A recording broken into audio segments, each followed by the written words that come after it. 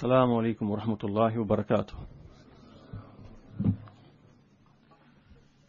بسم الله الرحمن الرحيم. الحمد لله نحمده ونستعينه ونستغفره ونعوذ بالله من شرور أنفسنا ومن سيئات أعمالنا من يهده الله فلا مضل له ومن يضلل فلا هادي له وأشهد أن لا إله إلا الله وحده لا شريك له وأشهد أن محمدا عبده ورسوله.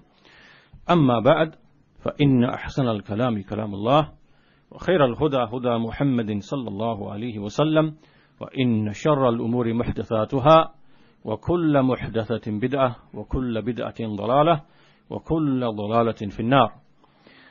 First and foremost, I'd like to thank the brothers at Ahlus-Sunnah, both the organizers and the attendees, for hosting me today. It's a pleasure to be here and to see all of these young, fresh faces. May Allah rectify us anew, and we excuse us for the delay because we traveled a long journey from the north, a 4 or 5 hour journey. And so our topic today then, inshallah ta'ala, is centered around a hadith. And in this hadith there occurs كان الله ولم يكن شيء قبله. There was Allah and there was nothing before him. And this hadith, or this topic, or this subject of Allah's existence and what Allah created and the order in which He created, it might seem like a topic or a subject that every Muslim from his fitrah that he already accepts. Because we know from the fitrah, Allah subhanahu wa ta'ala, He mentioned about the messengers, وَقَالَتْ رُسُلُهُمْ أَفِي اللَّهِ شَكٍّ. When the messengers were sent, the messenger said, is there any doubt about Allah? أَفِي اللَّهِ شَكٍّ. Is there any doubt regarding Allah? فَاطِرِ السَّمَاوَاتِ وَالْأَرْضِ. The originator of the heavens and the earth. Just a short announcement, there's some space for the sisters in the office. If there's no space left, you can use the office, inshallah ta'ala. There's a bit of space in there. So the messengers, as Allah says in Surah Ibrahim, verse number 10, وَقَالَتْ رُسُلُهُمْ أَفِي اللَّهِ شَكٍّ فَاطِرِ السَّمَاوَاتِ وَالْأَرْضِ. That Allah is the originator of the heavens and the earth. There is no dispute, there's no doubt about this, because this is something that is established in the souls, in the hearts, in the minds. Likewise, we see the statement of Allah subhanahu wa ta'ala in Surah Rum, فِطْرَةَ اللَّهِ الَّتِي فَطَرَ النَّاسَ عَلَيْهَا لَا تَبْدِيلَ لِخَلْقِ اللَّهِ. The fitrah, meaning this innate disposition upon which Allah created mankind. Let there be no change in the creation of Allah. So, and likewise the man who in Surah Yasin, the man from the outskirts of the city, and he came when the messengers were sent to the city, and he said, وَمَا لِيَ لَا أَعْبُدُ الَّذِي فَطَرَنِي. So he said, why is it that I should not worship? Why is it that I should not worship the one who originated me?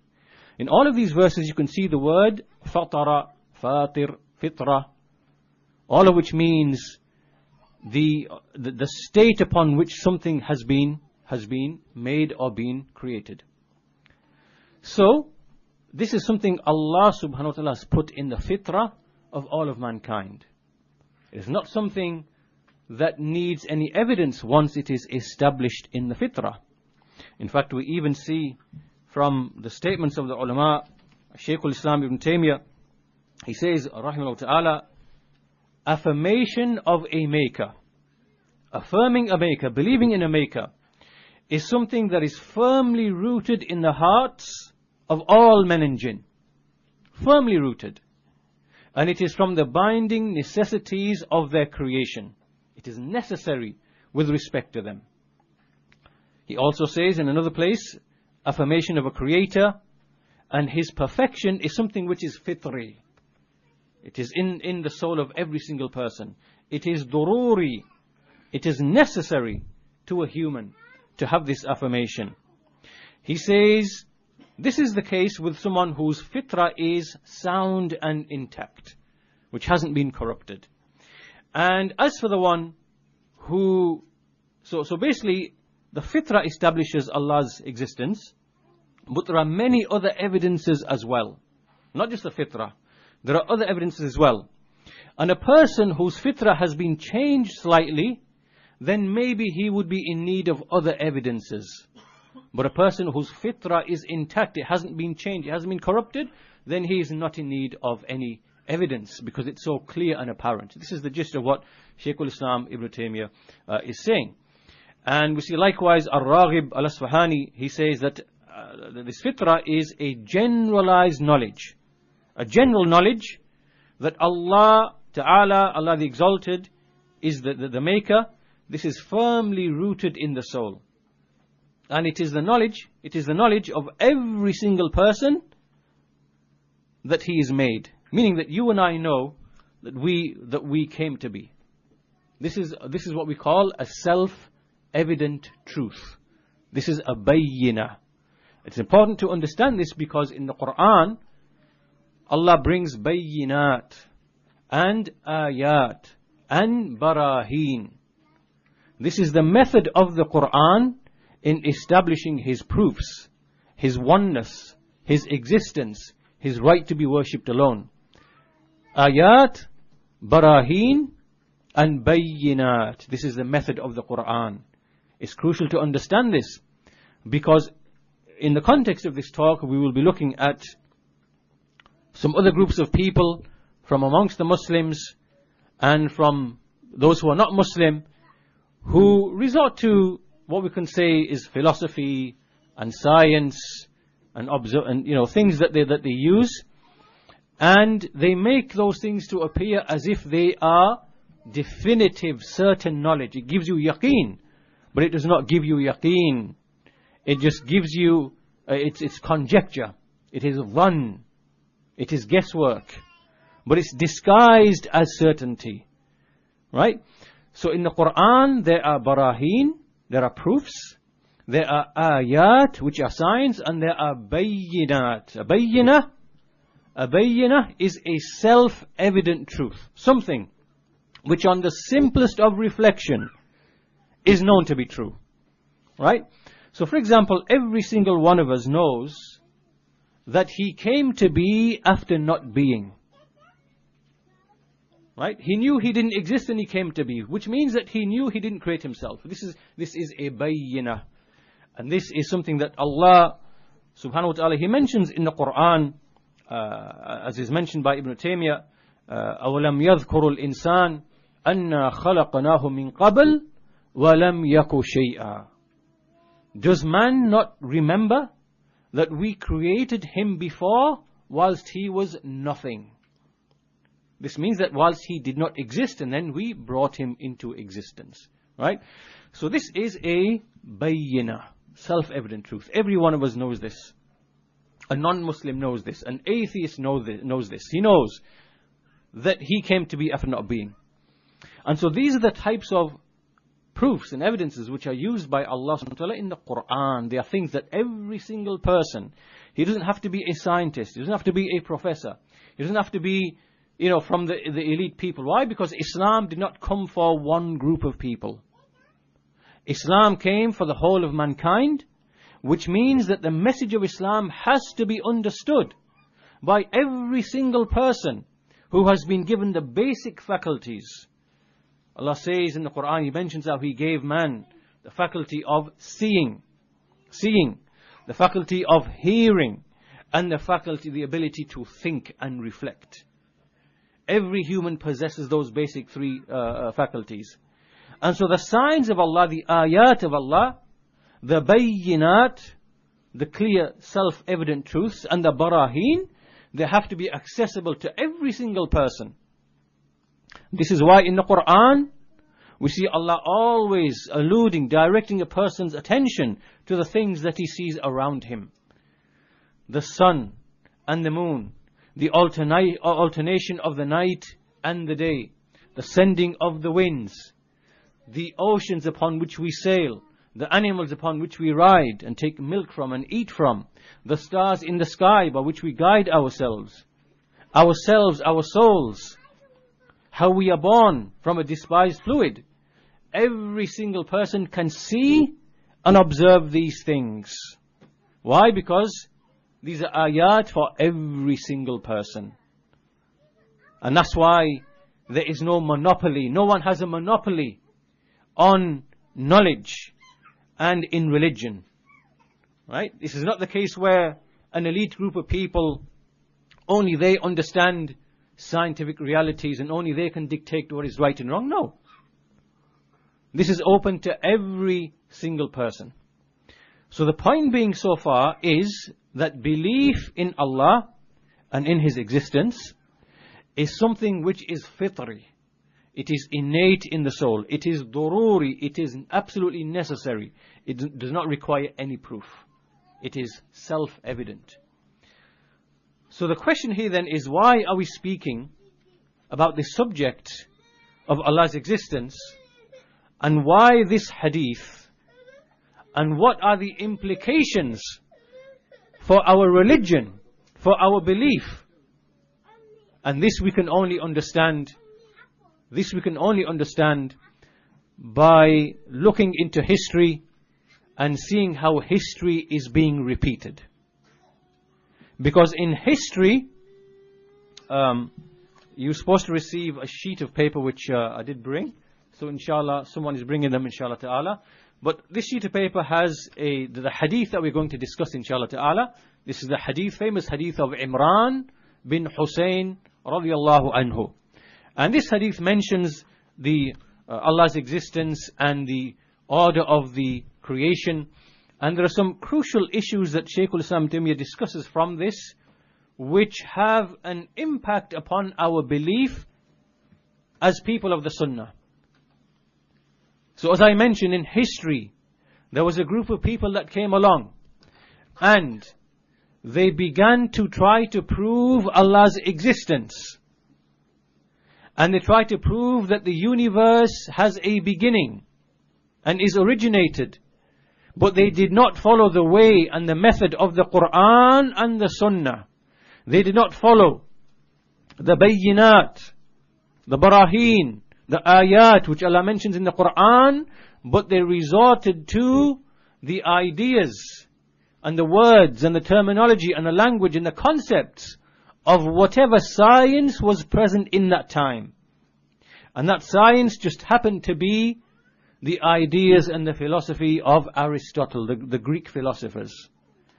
So, they made a number of mistakes. Number one, they thought, first of all, belief in Allah is fitri. It doesn't have to be proved for us to have the foundations of our religion. It's not necessary for us to prove. You don't need to prove Allah's existence to affirm the foundations of Iman. It's not necessary. So first of all, because it's fitri, it's in the fitrah. Any child left on its own will naturally feel a desire to worship the one that he recognizes is the one who brought all these benefits to him. This is something just natural in a child. It doesn't have to be proved. So number one, they wrongly believed that we have to establish belief in, we have to bring a rational proof to prove Allah's existence. This is incorrect. This is incorrect. And secondly, upon this incorrect premise, they used methods which are not the methods of the Quran or the Sunnah. Rather, they went to the philosophers and the scientists of the day. They took their baggage, their conceptual baggage, and then they tried to use a proof to prove Allah exists and to prove that the universe had a beginning. And in the process, what they did, because they used a method which is inferior to the method of the Quran, then they made many, many mistakes. And they fell into confusion. And that confusion on the issue of how to prove Allah's existence then entered into other fields of knowledge, into the field of Allah's names and His attributes. in the field of Allah's names and His attributes. And this is what is behind the various sects that you have no doubt heard about. The Ahlul-Kalam, the Jahmiyyah, the Mu'tazila, the Kullabiyya, the Ash'ariyya, the Maturidiyya. All these names you have heard. These are sects which are present today. They are present now. These are the people who made those mistakes. They made those mistakes because they made the foundation of their religion upon something which is false. A proof and a method which is false. And falsehood leads you to falsehood. It caused them to deny and reject Allah's names and His attributes. So in other words, they try to prove the Quran and the Sunnah, but they used a method which forced them to make takdeeb of the Quran and the Sunnah, to deny the Quran and the Sunnah. So I'll just pass these, if you want to hand them out. There's, I only have 50, so maybe you might have to share, inshallah. Just take one, pass one along. Can I give some to the sisters, or?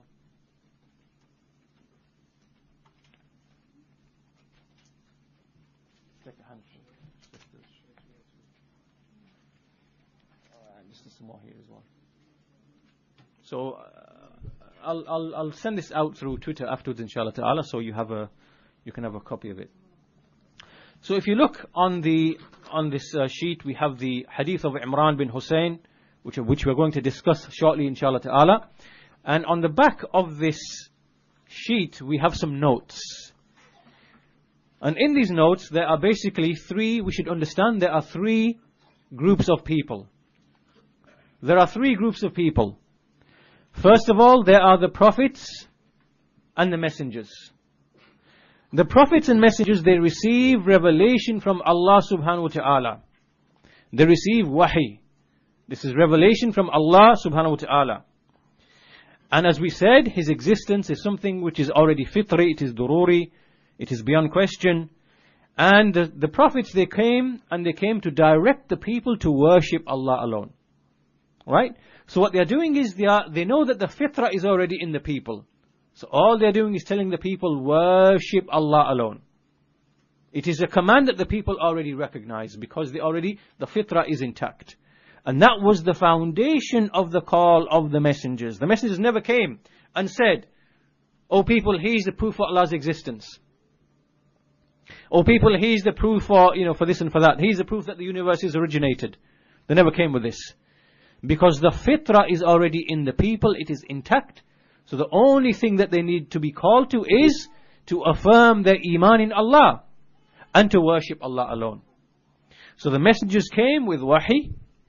They called the people to worship Allah alone. They brought with them barahin, ayat, and bayinat. The strongest, most powerful types of evidences. There are no philosophical evidences in the Quran. Like what you see people doing today that we'll mention from these fools and ignoramuses, like Hamza taught this, Zakir Naik, and all of the different clones you see of Hamza taught this on YouTube, all these people, misguided people.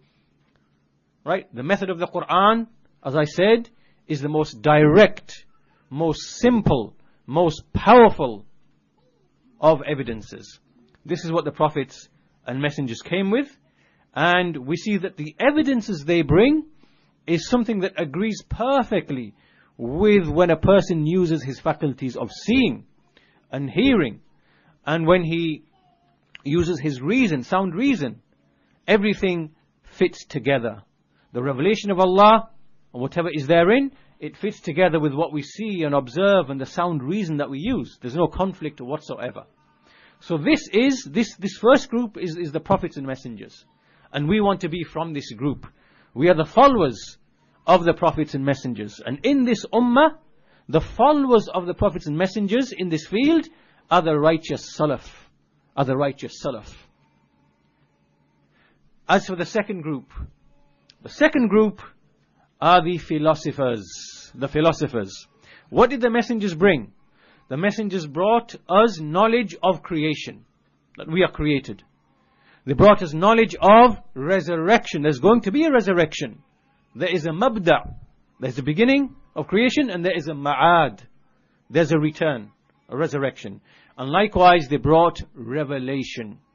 Right? So these are three foundations of the creation itself. There's creation, there is resurrection, and there is prophethood or revelation, whichever one where you want to put it. As for the philosophers, they reject creation. They reject creation.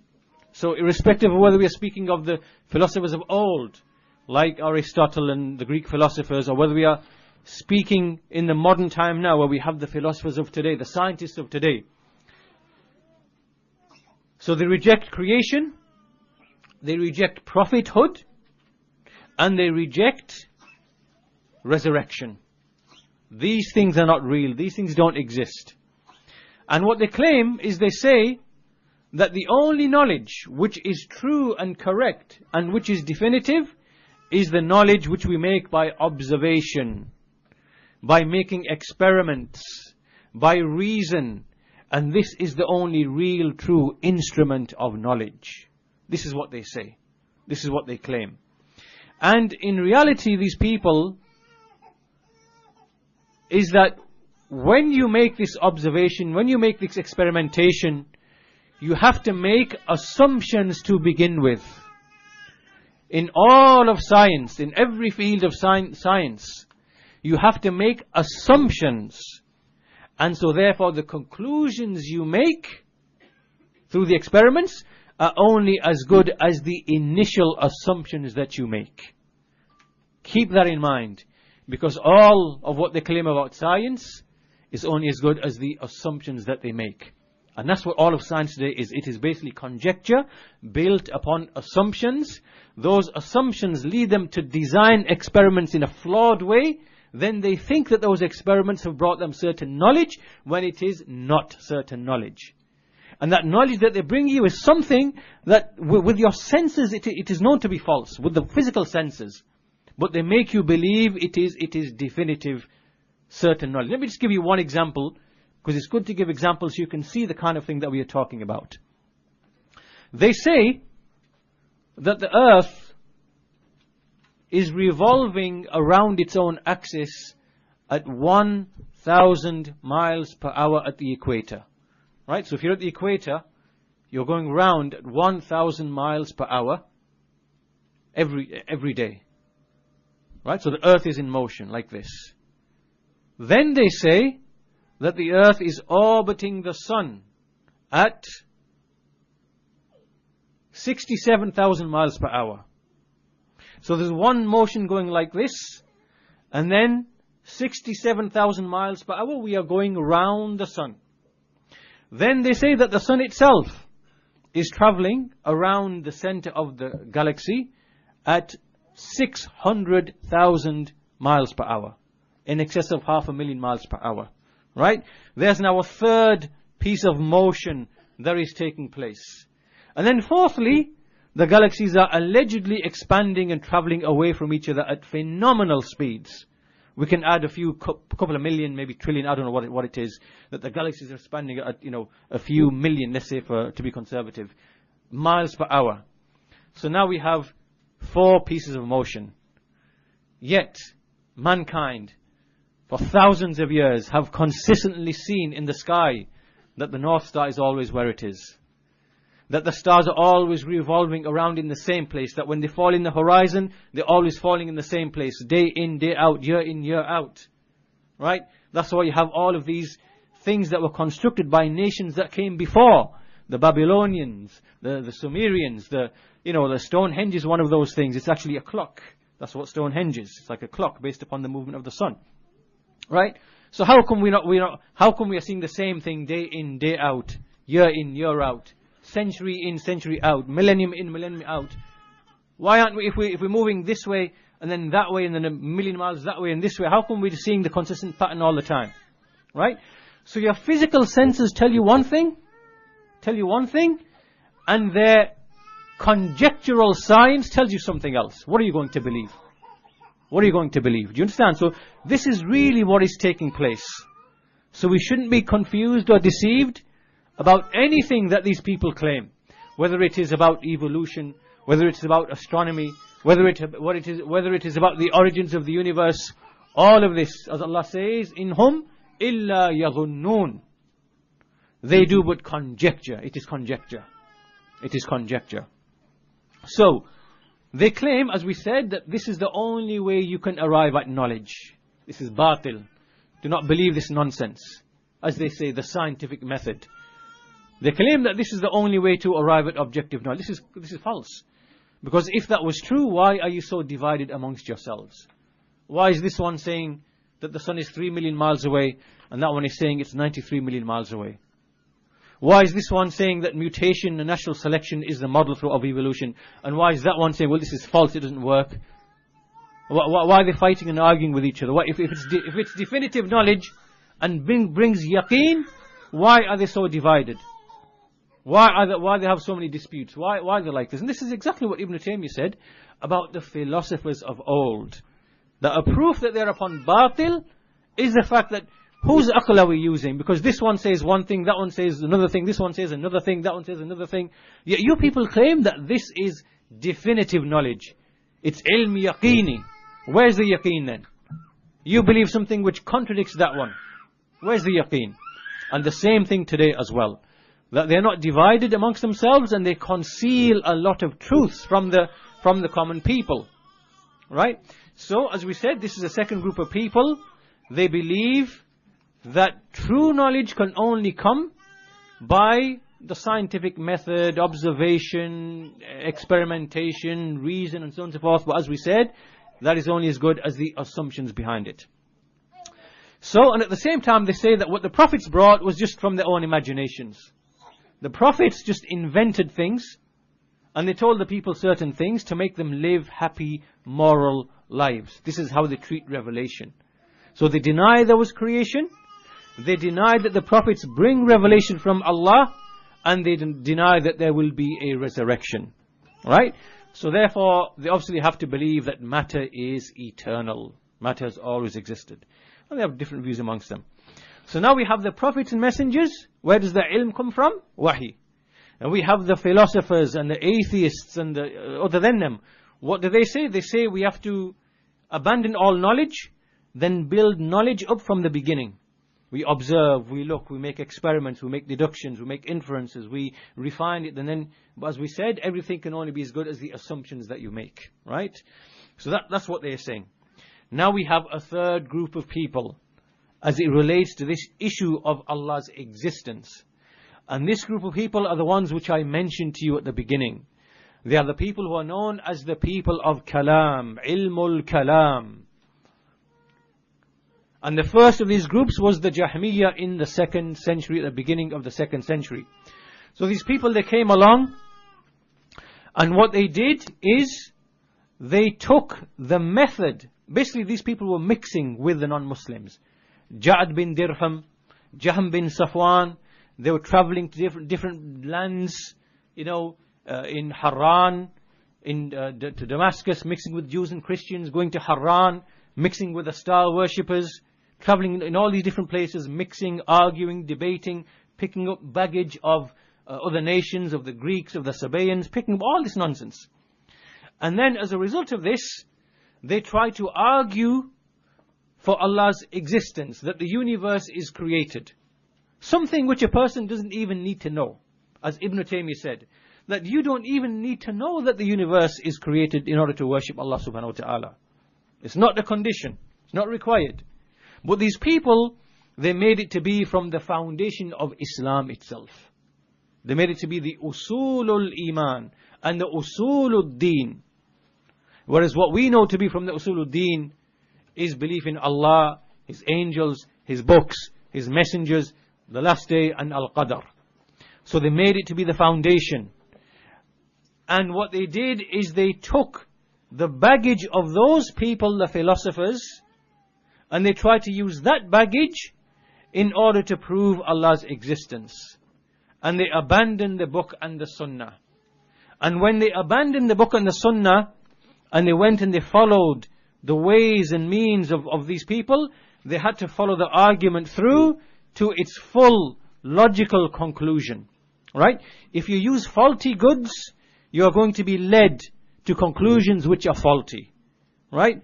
And this is why the Jahmiyyah began to deny that Allah is above His throne. And why, began to deny His names and His attributes, and began to deny that He will be seen, and began to deny that He speaks with speech, which is His attribute and not created. All of this issue to do with the names and attributes of Allah, where did it come from? It came from these people who try to prove something which does not need proving. It's fitri, it's in the heart, it's dururi. And then they made it to be the foundation of the religion, which it isn't, because the prophets never called to this method. And then they used a method to prove it, which is batil, which is false. And as a result of that, they were led to assault the texts of the Quran and the Sunnah. This is why they began to make ta'weel of the verses of the Quran and ta'til of the ayat of Allah subhanahu wa ta'ala. So this is why when we study and look at these things, we have to appreciate these historical things that took place, because only then do things start making sense to us. And so they are the Ahlul-Kalam, and they are the Jahmiyyah in the 2nd century, and the Mu'tazila who took from them. Then there was a Rafida who got involved in this as well, called the Hishamiyya. Then there was Ibn Kullab in the 3rd century, the Kullabiyya in the time of Imam Ahmad. Then there was after them the Karramiyya, the Hanafis. They were involved in this as well. Then the next century came the Ash'aris, and then the Maturidis, and then the Salimiyya. All of these groups are connected, and they indulged in this thing which is called Ilmul Kalam. Ilmul Kalam, it just really means philosophy. It means philosophy. Now, to help you understand what was taking place then, and likewise what is taking place now, is the example of people like, obviously everybody has heard of Zakir Naik and Hamza Tsorsis. You've heard of these people? You heard of these people? Hamza Tsorsis, Zakir Naik? What these people, and the different clones of Hamza Tsorsis you see on YouTube, there's lots of drones and clones that mimic him. What these people are doing is no different to what those people did back in history. Because what these people are doing is they are taking the current philosophy and the current science, right, all of which is conjecture, like the Big Bang model of the universe, which is impossible. It's just, the Big Bang model is like a man with a broken leg and a broken arm and a cracked skull, and they're just putting patches on this man to keep it going. A patch on his head, this now is dark matter, and a patch on his leg, this now is dark energy, and a patch on his ribs, this is like superinflation. Right? The basic idea is batil. Right? But to keep it going, they are adding elements into this conjecture to keep it, to keep it look, to make it look as if it has life. Right? It's batil, it's false. So the point being that they are taking the conjectural sciences of the scientists and the philosophers and atheists and thinking they can argue for Islam using those flawed goods. And in doing so, they are doing more harm to Islam than they are actually aiding Islam. And likewise, they are confusing and putting shak in the minds of many people. Exactly what happened to those people, as Ibn Taymiyyah says, that when you look at these people like Al-Ghazali and Al-Razi, who were from the Ahlul-Kalam, and they came and they began to really think about these arguments, they realized, they became really confused, because these arguments can prove the opposite, that the universe is eternal, that there was no act of creation. This was the nature of the argument, right? They became really confused. That's why you will see about these people in their writings, they became really confused at the end of their lives. In the same way, these people, like Zakir Naik, Hamza Tsorsis, and all these other people, what they are doing is they are setting up people upon a weak building, an undermined building. And all it takes is for something to shake and that building falls down, and that person's iman, that person will start doubting in his iman. They will start having shak. And there are people like this who are already out there, who after seeing these people being demolished because they engage in debates with scientists and philosophers like Lawrence Krauss, and they're trying to use the Quran scientific miracle argument, which really originates in Jamaluddin al-Afghani, that Batini, Shi'i, Rafidi, modernist Aqlani. This is where that really comes from. So they're using all of these conjectural, baseless methods, and they are aiding in the destruction of the foundations of Iman. Right? So the point being from all of this discussion is that there are three groups of people. There are the followers of the prophets and messengers who take revelation, the wahi. In the revelation there are ayat, bayyinat, barahin, the simplest, shortest, most powerful of methods, and they stick with them. And this is the foundation of their ilm. Why? Because the Khaliq, the Khaliq, the Creator, knows best His creation. Right? And then there are those people who are the philosophers, the atheists. And they have their sciences, they have their tools, they have their methods, they have their mechanisms, they have their philosophy. And that's what they use to understand the world around them. Most of it is conjecture. Most of it is conjecture, especially about origins of the universe and things like that. It's just conjecture. Obviously about the physical workings of the universe, the method works very well. That's why we have washing machines. That's why we have airplanes. That's why we have, all the technology, because clearly there's something that's being done correct. Right? So there's a type of science which is correct and useful and beneficial. But there's another type of science which is conjectural. It's just pure conjecture. And that is when they speak about the origins of the universe, the destination of the universe, the unseen, and so on and so forth. All of this is just pure conjecture. But they make it look as if it is certain knowledge. Right? So this is the second group of people. Right? Then we have a third group of people who believe wrongly that we can take the methods of these people because we are deceived by them. This is why it's happening. People like Zakir Naik, and they have an inferiority complex. Right? They see, look at these people, the scientists, and they speak with such certainty, and they boast about the theories about the Big Bang Theory, and about evolution, and this and that, whatever, and all the nonsense. And they feel as if they have to mimic. They have to mimic these people in their methods and in their science in order to prove something that is from the foundations of Islam. So they make this huge mistake. Right? And then they start like Zakir Naik, for example, he says, that in the Quran, you say that, when did you come to know that the Big Bang was true and real? 30, 40 years ago. But in our Quran it was 1400 years ago. This is jahl from this fool. Right? So he's trying to bring an ayah in the Quran that the heavens and earth were united and then they were split, and he said this is proof of the Big Bang in the Quran. Right? And little does he know that the Big Bang is just a model. It's a model. If you go and look at the scientists, they say this is just one model of many different models. Right? And there are huge numbers of scientists that dissent from this model and say it is batil, it is false. Right? And then it's as I said, it's like a crooked man with a bent rib, a broken rib and a broken arm. It's mashed. Right?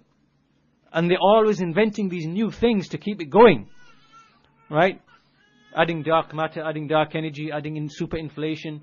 These are just they're making fools of people. Right? There's no evidence for these things. Right? So this man comes along, believes all of this, and thinks that he needs to interpret the Quran to fit what they are claiming of their conjectures. This is no different, for example, when a Jahmi comes and says, Ar-Rahmanu ala al-Arsh istawa, right, that Allah made istawa above the Arsh, he makes ta'weel of the ayah. He's trying to twist the ayah to explain away the meaning. This is the same thing that these people are doing. These people are taking ayat of the Quran to make them fit the conjecture of those people who are present today. Right? So is this clear to everybody? Is all this clear that we have three groups of people? A wahi from Allah subhanahu wa ta'ala, ayat, barahin, bayinat. We have the philosophers, misguided, blind, no ilm, no huda, conjecture, assumption. Right? And through that they make conclusions which they do not know are correct. Right? They say there was no creation, it was eternal. They say there will be no resurrection. All of this is dhann. This is done on their behalf. Then you have a certain people who try to take that in order to prove this. And they don't achieve what they wanted to do. Right? Rather they just prove the opposite. And they undermine Islam. And so really they reject reason They come out in the name of reason, but they reject reason. They oppose reason. And then they reject revelation. They claim that we're going to affirm revelation, and they end up rejecting revelation. Right? And that's exactly what these people have done. So this is the introduction. And now, obviously, the issue of Allah's existence, we don't really want to spend a great deal of time on this. But what we want to establish, before we come to this hadith, we want to create some background for the hadith, right? So now, we know that Allah exists, right? Allah exists. It is something that is fitri in the hearts of every human, right? We accept this as Muslims. And if Allah exists, then it means that His names and attributes, He has always had His names and attributes, right? Allah is eternal. His essence is eternal. His names are eternal. His attributes are eternal, right? This is something that we believe. And so in this regard, we see that Imam al-Tahawi, rahimahullah ta'ala, he mentions, مَا زَالَ بِصِفَاتِهِ قَدِيمًا قَبْلَ خَلْقِهِ. Statement of Imam al-Tahawi, which means that He has never ceased to be eternally with His attributes. Right? Allah is eternal with His attributes. Allah has always had His names. Allah has always had His attributes. Allah has always been one who acts and one who speaks as and when He wills. Right? Now, what connection does this have to the hadith of Imran bin Husain? What is the connection between this and that? First of all, let us read the hadith. Right? And then we'll come back to this issue. So in the hadith, in the Sahih al-Bukhari, في Sahih al-Bukhari, وغيره من حديث إمران بن حسين رضي الله عنه أن النبي صلى الله عليه وسلم قال يا بني تميم.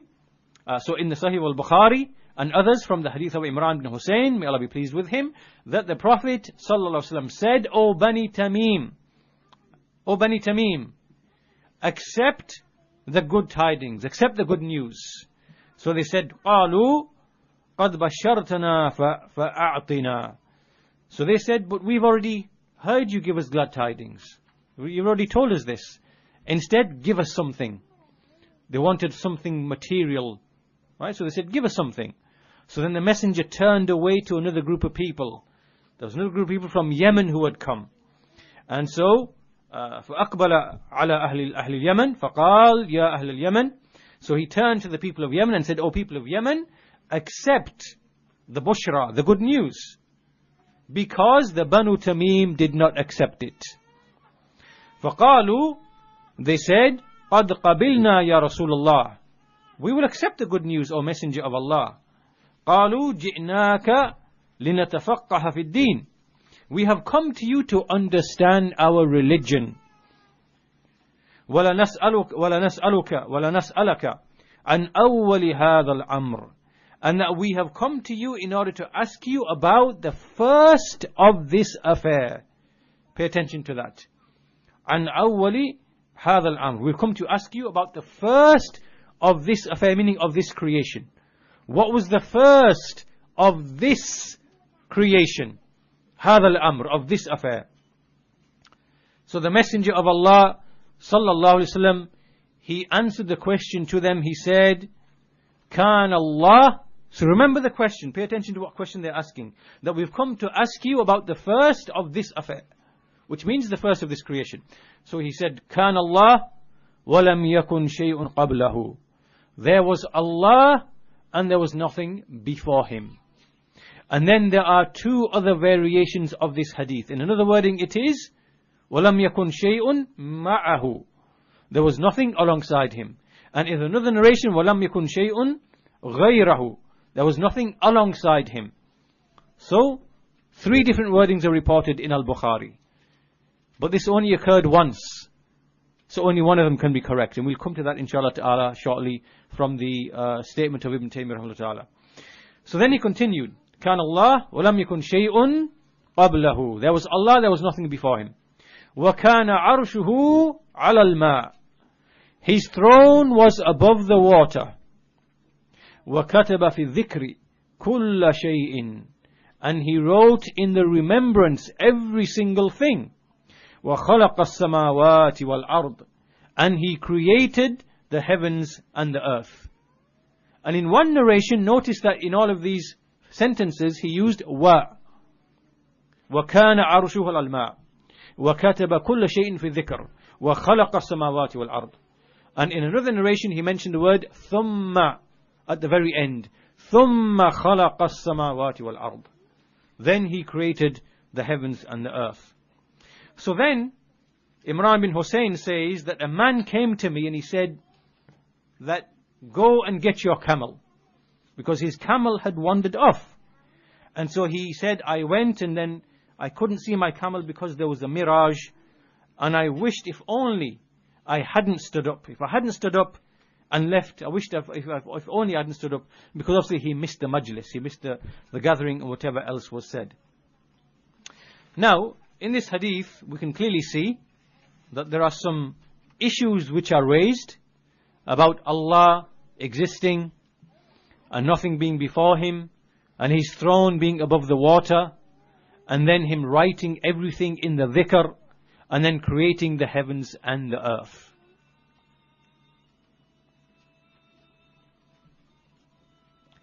So, the question then that we come to is, was this creation the very first creation that Allah made?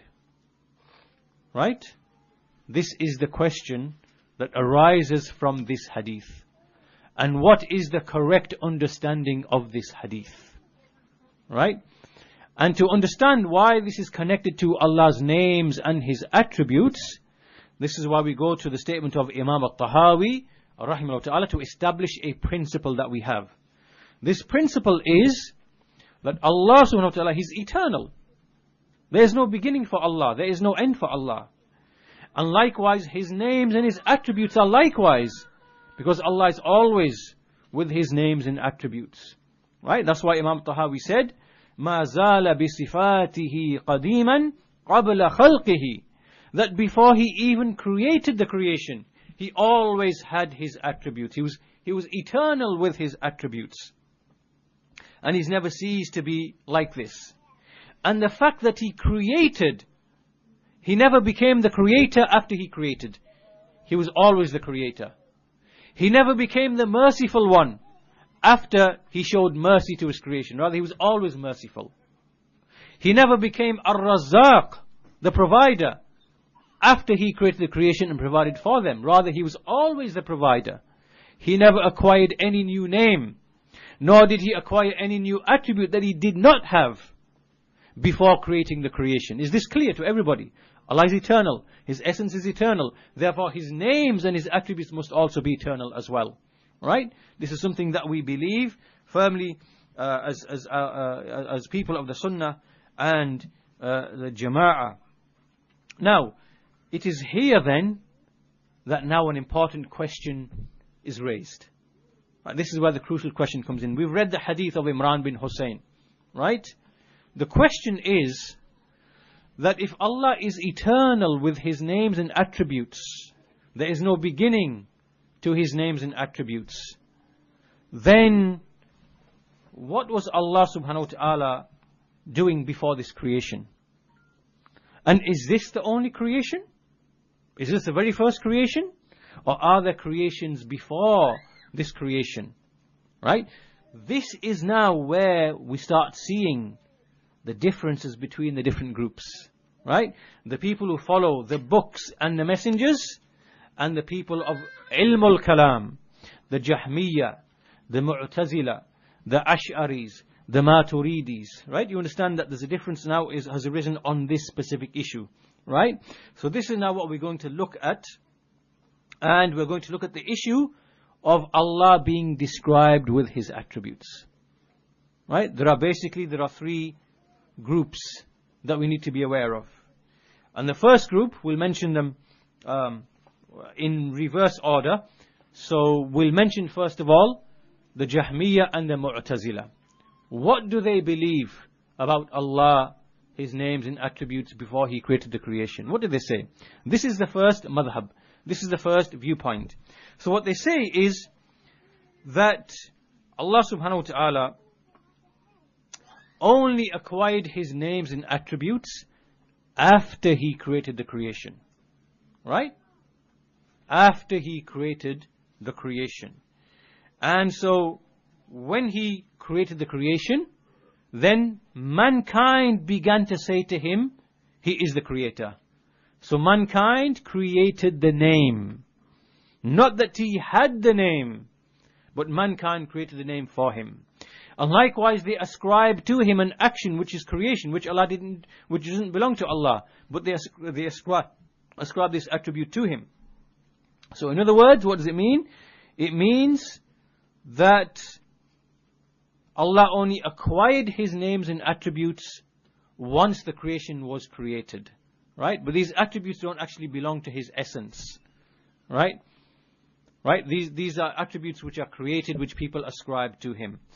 And so, this means that Allah subhanahu wa ta'ala is not one who speaks, Allah is not one who hears, Allah doesn't really have these names, Allah doesn't have these attributes, right? And Allah doesn't have mercy, Allah doesn't have... These are just things that we see in the creation. Do you understand? Right? It's not that Allah has rahmah. Allah's rahmah is just things that we see in the creation. Right? So when a mother shows mercy to her child, when an animal shows mercy to her child, this is what we see as a rahmah in the creation. Right? This is what it means that Allah is merciful. Right? Not that Allah Himself has the attribute of mercy. Do you understand, right? Because they don't affirm attributes for Allah, right? But this is how they interpret the attributes of Allah. When we say to a Jahmiyyah, Allah has qudra, Allah has power. He says, yes, that's true. Allah's power is the wind. Allah's power is the earthquake. Allah's power is the movement of the ocean. All of this is power. This is what it means, the power of Allah. We are speaking about a created thing.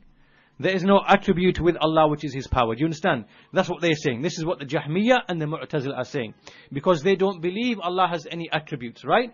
When He created the creation, He didn't have any attributes. But rather, the creation began to give Him attributes on account of what they began to see around them, right? We see the wind blowing. We see the oceans moving. We see the fire. We see the earthquakes. We see all of this is like force and power. So they say this is the qudra of Allah. This is Allah's attribute. Not meaning that it's actually His attribute, but they mean it in the sense that we say Allah's messenger. Allah's messenger is a created being. In the same way that we say Baytullah. The Bayt of Allah is something created, but we ascribe it to Allah. The same way that we say Abdullah, the slave of Allah. The slave of Allah is something created, but we ascribe it to Allah. In the same way, that's what they mean when they say Rahmatullah, Qudratullah, Rizqullah. This is what they mean, right? That the attributes of Allah are what we see in the creation. So the point being that the Jahmiyyah and the Mu'tazila, they believe that Allah did not have any names, did not have any attributes, was doing nothing, had no actions, nothing at all, up until this creation was created. When this creation was created, then mankind brought for Him names and attributes and said, He is Al-Khaliq, He is Ar-Razzaq, He is Ar-Rahim. And these are not attributes that belong with Him, but they are just created things that we see in the creation. Right? Is that clear to everybody? Right? This is what the Jahmiyyah say. Now this is the first group. So basically they don't affirm that He had any attributes in the eternal past, nor do they believe He has attributes now. Right? These are just labels that people have given Him, which are just attributes in the creation. Right? Which are ascribed to Allah. In the same way that we say Baytullah, Masajidullah, Rasulullah, Abdullah, Malullah, the wealth of Allah, like we see in the Quran. These are created things that we ascribe to Allah in terms of possession, ownership, right? This is how they treat the attributes of Allah subhanahu wa ta'ala. This is the first group, the Jahmiyyah. Then the second group are the Maturidiyah and the Ash'aris and many of the groups of Kalam. And what they say is this. They say that Allah subhanahu wa ta'ala always had His names, or always had His attributes, but He never did anything. There was a period of eternity for ages and ages and ages and ages and nothing, there was nothing. Although Allah was one who speaks, He never spoke. Although Allah is one who creates, He never created. Although Allah is one who is merciful, He never showed mercy. Although Allah is the one who provides and sustains, He never ever showed, made sustenance, right? So He has His names and attributes, but He never once implemented the names and attributes, right? So in other words, Allah was doing nothing, like essentially to say that Allah was like frozen and static and there was nothing, even though He had His names and attributes, and He was mu'attal, He was just vacant, not doing anything. And so then they say, then Allah created. Then it just happened that Allah created, right? And then this was the very first creation that Allah ever created. There was nothing before this. And then Allah created this creation, and so then basically they ascribed to Him the various attributes that you see, and there were no other creations besides that. So basically what they are saying now, so compare the difference. The first group saying, Jahmiyyah Mu'tazila, Allah never had any attributes or names, nor does He have attributes and names now. Even after He created and provided and showed mercy and gave rizq and whatever else, He doesn't have any names and attributes. These people are saying Allah had attributes, but Allah was just doing nothing. Up until He created this creation, right? And there is nothing that happened before this creation, right? This is what the Ash'aris and the Maturidis are saying. Now, what do the people of the Sunnah, what do the people of the Sunnah say? They say that Allah subhanahu wa ta'ala is someone who eternally had all of His names, all of His attributes, and because He is someone who has irada, He has a will, He has a mashi'ah, He has a wish and a will and a choice, then He has always been one who, if He wants to create, He will create. Right? If He wants to speak, He will speak. If He wants to act, He will act. Right? Allah has eternally been like this without beginning. Right? What does this, now can you see the difference between this position and the position that came before it? The position that came before it is that they say that Allah was doing nothing. It was impossible for Allah to act. This is the only creation, only ever creation that Allah ever created. There was nothing before that. Right? So you understand the clear difference between their saying and the saying of the people of the Sunnah. We say that Allah has never ceased to be one who, if He wants, He will create. If He wants, He will speak. If He wants, He will act. If He wants, He will show mercy. Right? So this is what we believe. This is the belief of the people of Hadith and Athar. And so this means that because Allah is like this, then it is possible. It is possible for there to be creations that came before us. Right? It is possible that before this creation, there were other creations. Right? Now, why is this important? Why is this such a crucial issue? It is a crucial issue because it all comes back down to the issue that we are discussing. How do we prove Allah's existence? How do we prove Allah's existence? Right? So depending on which view you hold, will depend on the conclusions you come to. So if you believe, like the Ash'aris and Maturidis believe, that this is the only creation created by Allah, and then they say, like in a modern context, they say that time and space and matter was created with this creation. Right? When you start bringing all these elements in, then this is a mistake. This is incorrect. This does not agree with what the prophets and messengers came with. Right? And so this is what we're going to discuss in this hadith of Imran bin Husain. And this is why Shaykh al-Islam Ibn Taymiyyah rahimahullah ta'ala, he wrote a whole risala, a whole topic on this subject. So we'll let the adhan finish inshallah. And if it's okay with you, can we continue after the adhan? Yeah. We'll let the adhan finish. We'll continue with this risala after the adhan.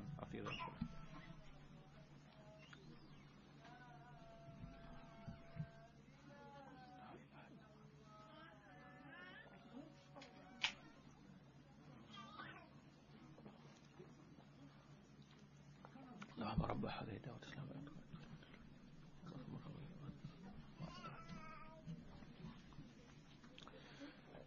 طيب, so this Risala of Shaykh al-Islam Ibn Taymiyyah, Sharh Hadith Imran bin Husain, basically what he's doing, it's about 60-70 pages in total, maybe 70-80 pages in total. I will try to summarize it as much as possible. And what the issue that we want to solve, now that you understand that we have the Jahmiyyah and the Mu'tazila, we have the Ash'aris and Maturidis, and we have Ahlus-Sunnah, the issue that we want to solve is this. Is it possible that Allah was creating things going in the eternal past? Right? Just as we know that in the future, Allah subhanahu wa ta'ala, we know in the Quran that paradise is eternal. Right? أُقُلُهَا ضَائِمٌ وَظِلُّهَا. The food of the people of paradise is eternal, as is its shade. Right? In another ayah, وَمَا لَهُ مِن نَفَادٍ, that there is no end, meaning to the bliss and the reward in paradise. Right? So Allah is always giving rizq to the people of paradise. These are His actions. And we know that paradise is eternal. We know that the people of paradise are will live forever. That means in the eternal, in the future, Allah will always be bringing rizq and sustenance, right? So we know that in the future, Allah will always act, right? So therefore, this is the view of Ahlus-Sunnah, that in the past, likewise, we can accept that Allah subhanahu wa ta'ala was always acting according to His will, speaking according to His will. This is what we believe as Ahlus-Sunnah, right? And then we have the Jahmiyyah. They say, no, it's impossible. They say that if you believe this, you can't prove Allah's existence, right? Because they rely upon this principle that going back in eternity and things, Allah creating things in eternity, it doesn't allow us to prove Allah's existence, right? So they say there's no such thing as going back eternity in the past and no such thing as events going in the future, right? This is what the Jahmiyyah say. And then the Ash'aris, they say, well, in the future we accept it, but in the past we don't accept it, right? So the point being that all of this is connected to how we prove Allah's existence. And, this hadith now, therefore, becomes a crucial hadith to everybody involved. Because every person is going to take this hadith and say, well, see, this hadith proves that this was the first creation. And there was no creation before this. Right? Do you understand? Yeah? Another person is going to say, well, no, this hadith proves something else. So because all of these factions now are interested in this hadith, this is why Ibn Taymiyyah, he wrote this Risala in order to present the correct viewpoint. And that's what we're going to do next, inshallah ta'ala, is to try to work through the speech of Shaykh al-Islam. And so obviously we read the hadith already, you understand the hadith, the statement of the Messenger of Rasulullah when he was asked about this affair. كان الله ولم يكن شيء قبله وكان عرشه على الماء وكتب في ذكر كل شيء وخلق السماوات والأرض. There are 4 sentences in this statement. 4 sentences. There was Allah, there was nothing with Him, or nothing before Him, or nothing besides Him. And His throne was above the water. And He wrote in the dhikr every single thing. And then He created the heavens and the earth. So what does Ibn Taymiyyah say? He says that this hadith, there are 2 points of view regarding this hadith. There are 2 opinions. The first opinion is that they say that this hadith is really speaking about the first ever creation. Absolutely. What is the first ever creation created by Allah subhanahu wa ta'ala? And this is the view of the first people, and this is the view of the people of Kalam, meaning the Karramiyya, the Kullabiyya, the Ash'ariyya, the Maturidiyya, right? This is how they would interpret this hadith, right? Why? Because they want to prove an absolute beginning for this universe, and an only beginning, right? In a modern context, we can see all of this is relevant today, because in a modern context, this would be people like Zakir Naik, And Hamza thought as those people who are trying to use the Big Bang model, right, to say that the universe, time, space, matter has an absolute beginning, and that's the only creation. This is the general idea that they're basically coming from. So this is the first view. The second view is that the messenger didn't intend this. This was not the intent of the messenger.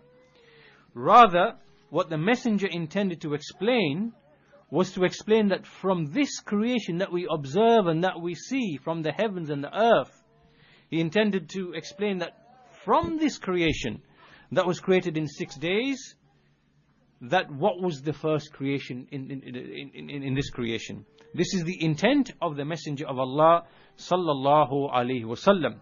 Now, how is this known and what is the evidence of this? We see this in numerous other texts. So the Shaykh al-Islam, he brings the hadith of taqdeer. The hadith of taqdeer is the hadith in which the Messenger of Allah, he said in the hadith of Abdullah bin Amr, in Muslim, he said, قَدَّرَ اللَّهُ مَقَادِيرَ الْخَلَائِقِ قَبْلَ أَنْ يَخْلُقَ السَّمَاوَاتِ وَالْأَرْضِ ب50 ألف سنة وَكَانَ عَرْشُهُ عَلَى الْمَاءِ. Allah decreed the decrees of the creation before He created the heavens and earth by 50,000 years. And His arsh was above the water. Right? So from this hadith, Shaykh al-Islam says that he informed that Allah decreed the creation of this universe, and that He decreed it, that He created it in 6 days, whilst His throne was above the water. And we see the Quran has likewise informed of the same thing, because there's an ayah in the Quran which mentions that He created the heavens and earth in the 6 days, وَكَانَ عَرْشُهُ عَلَى الْمَاءِ, and His arsh was above the water. And then he brings another hadith which also supports this viewpoint. And this hadith is the hadith of Abu Dawood Tirmidhi from Ubadah bin As-Samit, when they said from the Prophet sallallahu alaihi wasallam, أول ما خلق الله القلم فقال له اكتب قال وما أكتب قال ما هو كائن إلى يوم القيامة. This hadith can be interpreted in two different ways. This is why there's a difference between the scholars as to what came first. Was it the pen or was it the throne? This is a well-known issue discussed amongst the scholars, past and present, that what was created first? Was it the throne or was it the pen? And there's two ways that this hadith can be read. It can be read if we make rafa' on the two words, meaning أول ما خلق الله القلم, which would mean the first thing Allah created is the pen. Right? Or we can read it another way. We can make it with nasab. أول ما خلق الله القلم, which would mean that when Allah first created the pen, He ordered it to write. Right? Now this no longer means that the pen is the first thing which is created. You understand? It just simply means that when Allah first created the pen, He said to it, write. Okay? So, and this is the correct interpretation of this hadith in light of all of the other evidences. So, He said to it, write, and it said, what shall I write? And He said, write everything which will take place up until Yawmul Qiyamah. So Ibn Taymiyyah says that this pen was created, then Allah ordered it to make the taqdeer by writing, and this was done 50,000 years before the creation of the heavens and the earth. And this pen was created before the heavens and the earth. And this pen was the first thing created from this creation. You get that right? That the pen is the first creation in this creation, not the first thing created absolutely.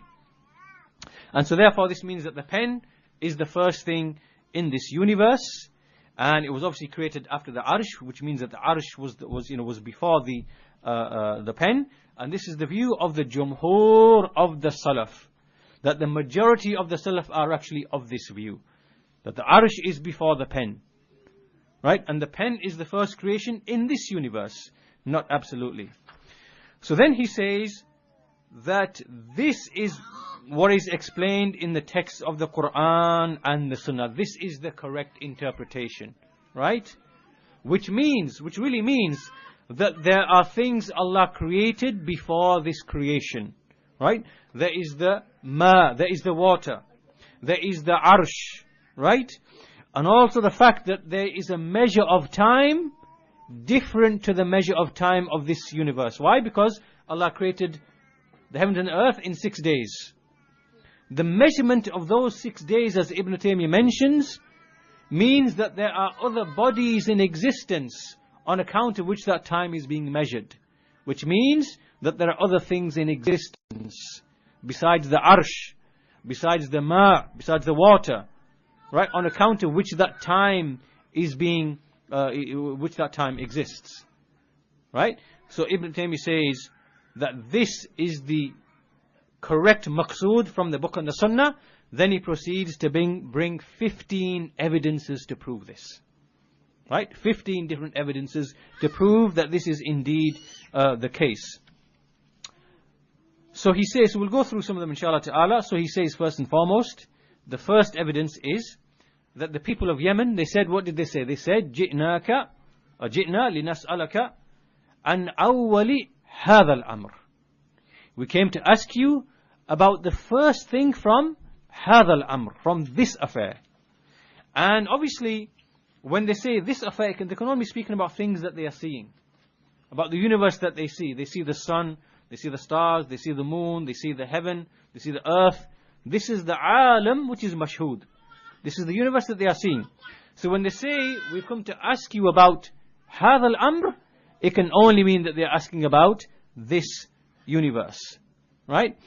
And if this wasn't their question, if their question was asking about the first thing absolutely, then the Prophet ﷺ didn't answer their question. Because if you look at the text, the Prophet ﷺ hasn't actually answered their question.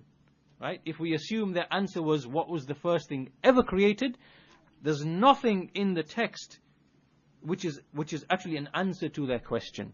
This would mean the messenger asked a question that they did not ask. This would be a ta'an upon the eloquence of the messenger of Allah sallallahu alaihi wasallam. And so therefore he answered the question that they asked, which is what was the first thing created in this creation. Then he informed them in the answer that he informed them the order of the created things. So he told them that the pen was created first, then informed them about the creation of the in the other hadith, that we read. Then the heavens and the earth were created after his throne was already on the water. And so basically intended to give a tartib to the order of things. The arsh was already above the water, the pen was created, the taqdeer was made, and then the heavens, in the dhikr everything was written, and then the heavens and the earth were created. So this is the first line of evidence he brings. And the second line, we'll just mention one or two more and then we'll stop inshallah for salah. Yeah, just mention one or two more. The second line of evidence is that when they said هذا الأمر, that we've come to ask you about هذا الأمر.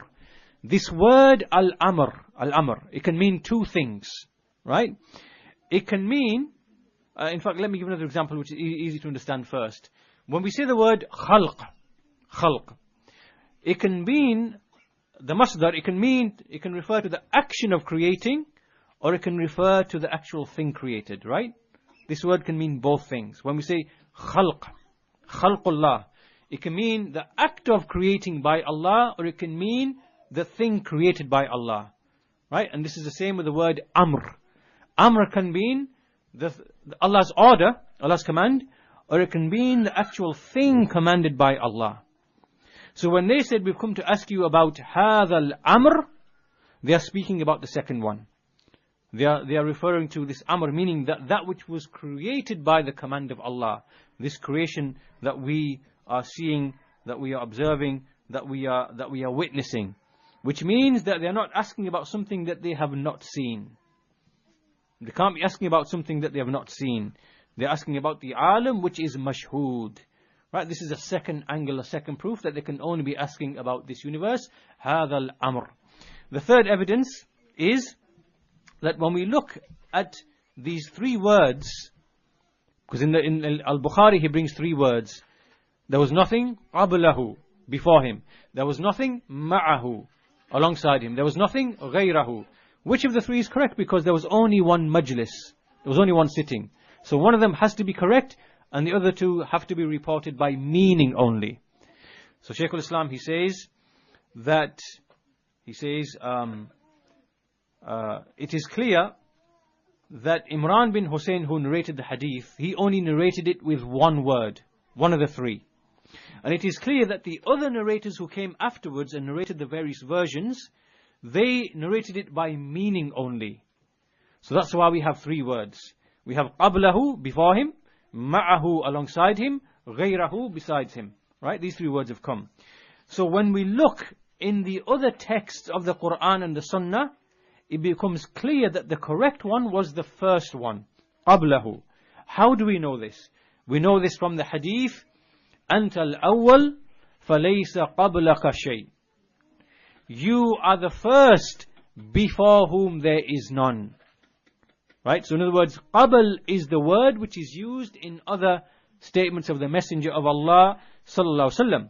And then when we have a situation like this and we want to establish the correct word, we have to go back and return to the statement of the Messenger of Allah sallallahu alaihi wasallam, and we see that in the exact same context we see the same word which is used. You are the first, until awwal, فَلَيْسَ قَبْلَكَ شَيْءٍ. There is nothing which is before you. Right? So Ibn Taymiyyah says, so it is established from this hadith that it is the word qabl, which is the correct wording. And then also we see that when the scholars narrate this hadith from the Imams of the Salaf, like al-Humaydi, al-Baghawi, Ibn al-Athir, we see they affirm this particular wording as opposed to the other wordings as well. Right? This proves to us that the correct wording is كان الله ولم يكن شيء قبله. There was nothing that was before him. The fourth, we'll finish with the fourth one inshallah ta'ala, and then we'll pray, which is that the fourth evidence is that in these four sentences he joined them with the letter waw. Right? وَكَانَ عَرْشُهُ عَلَى الْمَاءِ وَكَتَبَ كُلَّ شَيْءٍ فِي ذِكْرٍ وَخَلَقَ السَّمَاوَاتِ وَالْأَرْضِ. Now there are two issues. In fact, in another narration he said ثُمَّ خَلَقَ السَّمَاوَاتِ وَالْأَرْضِ. Right? So Ibn Taymiyyah basically explains 2 points. He says, number one, in the Arabic language, whenever we use the word waw, it does not mean order. Right? It does not mean order. Right? It can be in any order. Right? So that's the first thing. The second thing is that in the hadith, actually in one version it mentioned ثُمَّ خَلَقَ السَّمَاوَاتِ وَالْأَرْضِ. But no matter what the case is, when we look at the order in which the messenger mentioned it, there actually is an order. Right? His throne was above the water. He then wrote everything in the dhikr, then he created the heavens and the earth. So even if the letter waw does not mean tartib, the actual order in which the messenger put the sentences, and the fact that there is a thumma in one of the narrations, this clearly shows that the order is clearly conveyed by way of the hadith. Right? And there's no mention that the throne is created. There's no mention that the water is created. It just mentions that they exist. And then they mention the tartib of the events. Right? So the pen wrote the decrees 50,000 years before the creation, and then Allah created the heavens and earth, and before all of that, his throne was above the water. We'll stop at this point, inshallah ta'ala. We'll continue with what we can after Salah. We'll try to summarize it as much as possible. And if there are any questions that you have, you can think about them and probably write them and send them, inshallah, and we'll try to deal with them after the dars. So, we'll break for Salah, inshallah.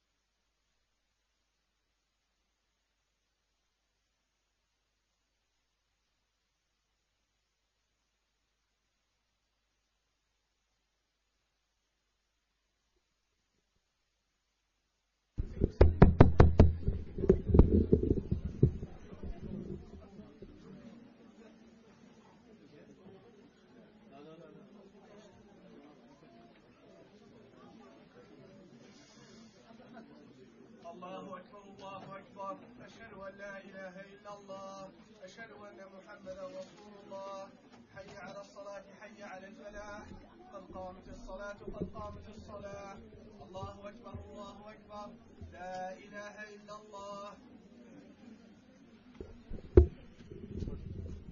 So, make sure your lines are straight, please.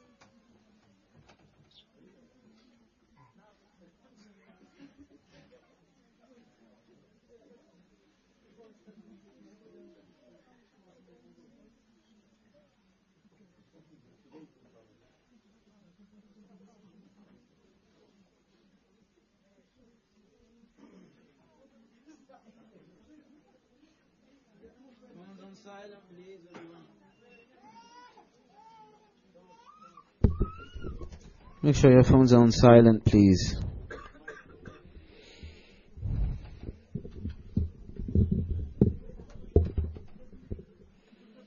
Allahu Akbar.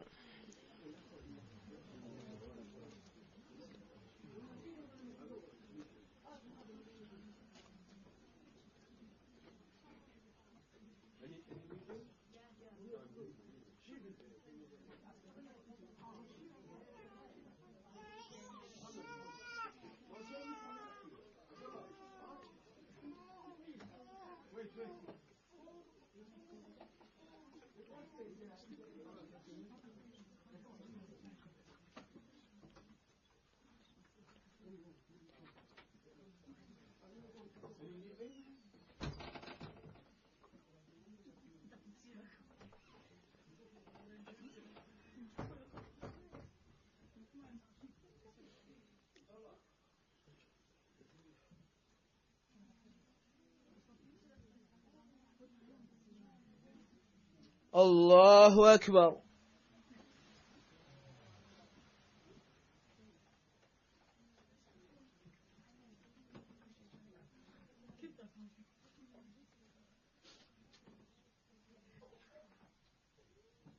سمع الله لمن حمده.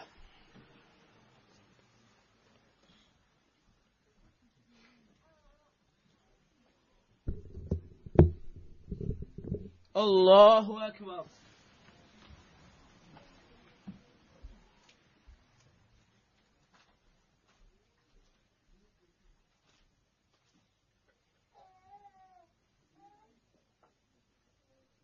الله أكبر.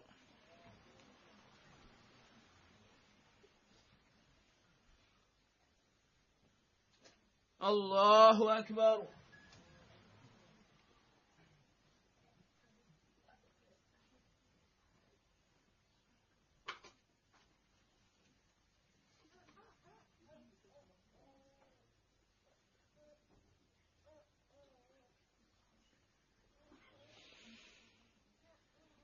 الله أكبر.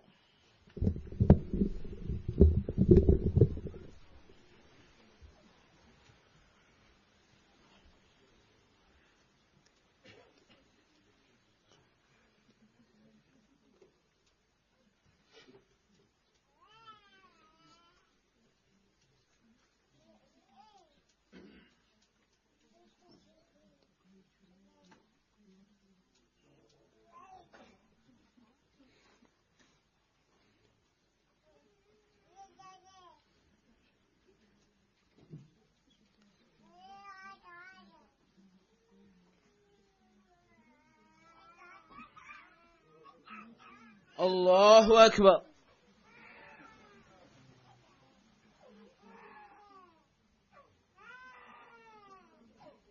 سمع الله لمن حمده.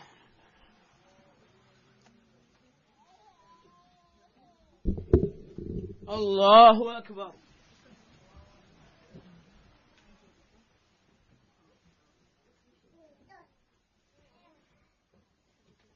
الله أكبر. الله أكبر.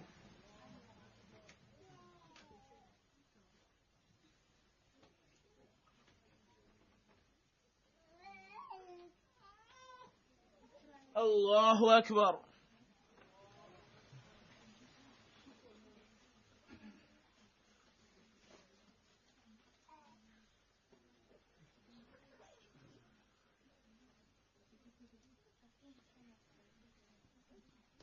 الله أكبر.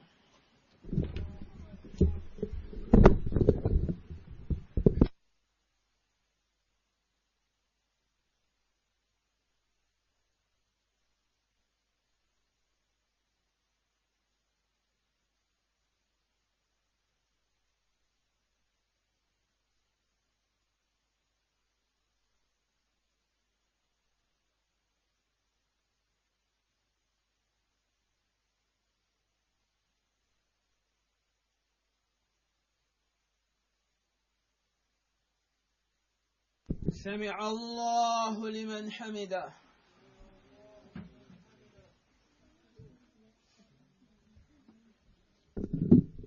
الله أكبر.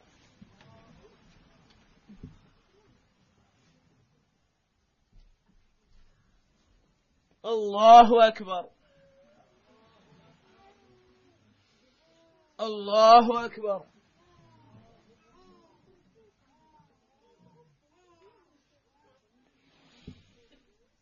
الله أكبر.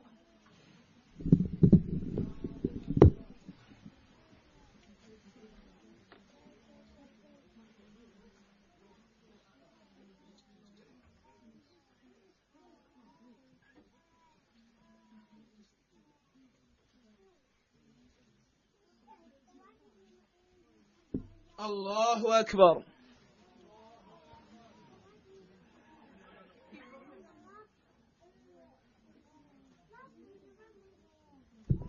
سمع الله لمن حمده.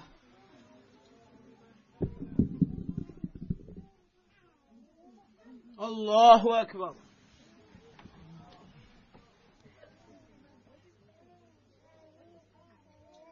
الله أكبر. الله أكبر.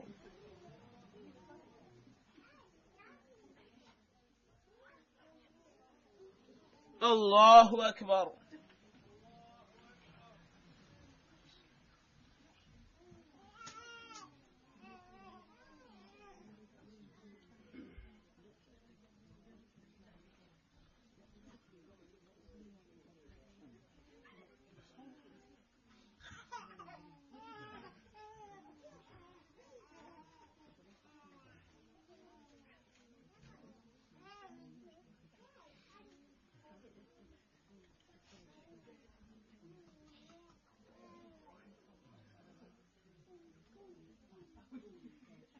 السلام عليكم ورحمة الله.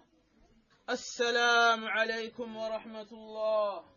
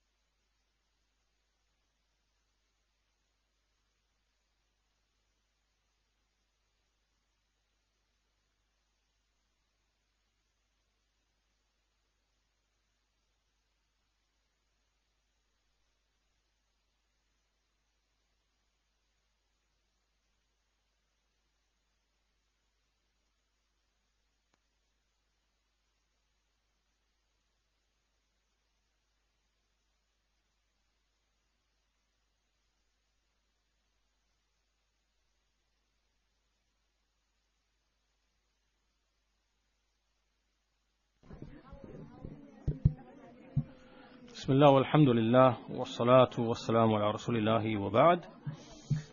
So we mentioned the first 4 points from Shaykh al-Islam Ibn Taymiyyah to establish that the questioners from Yemen were asking about this observed universe.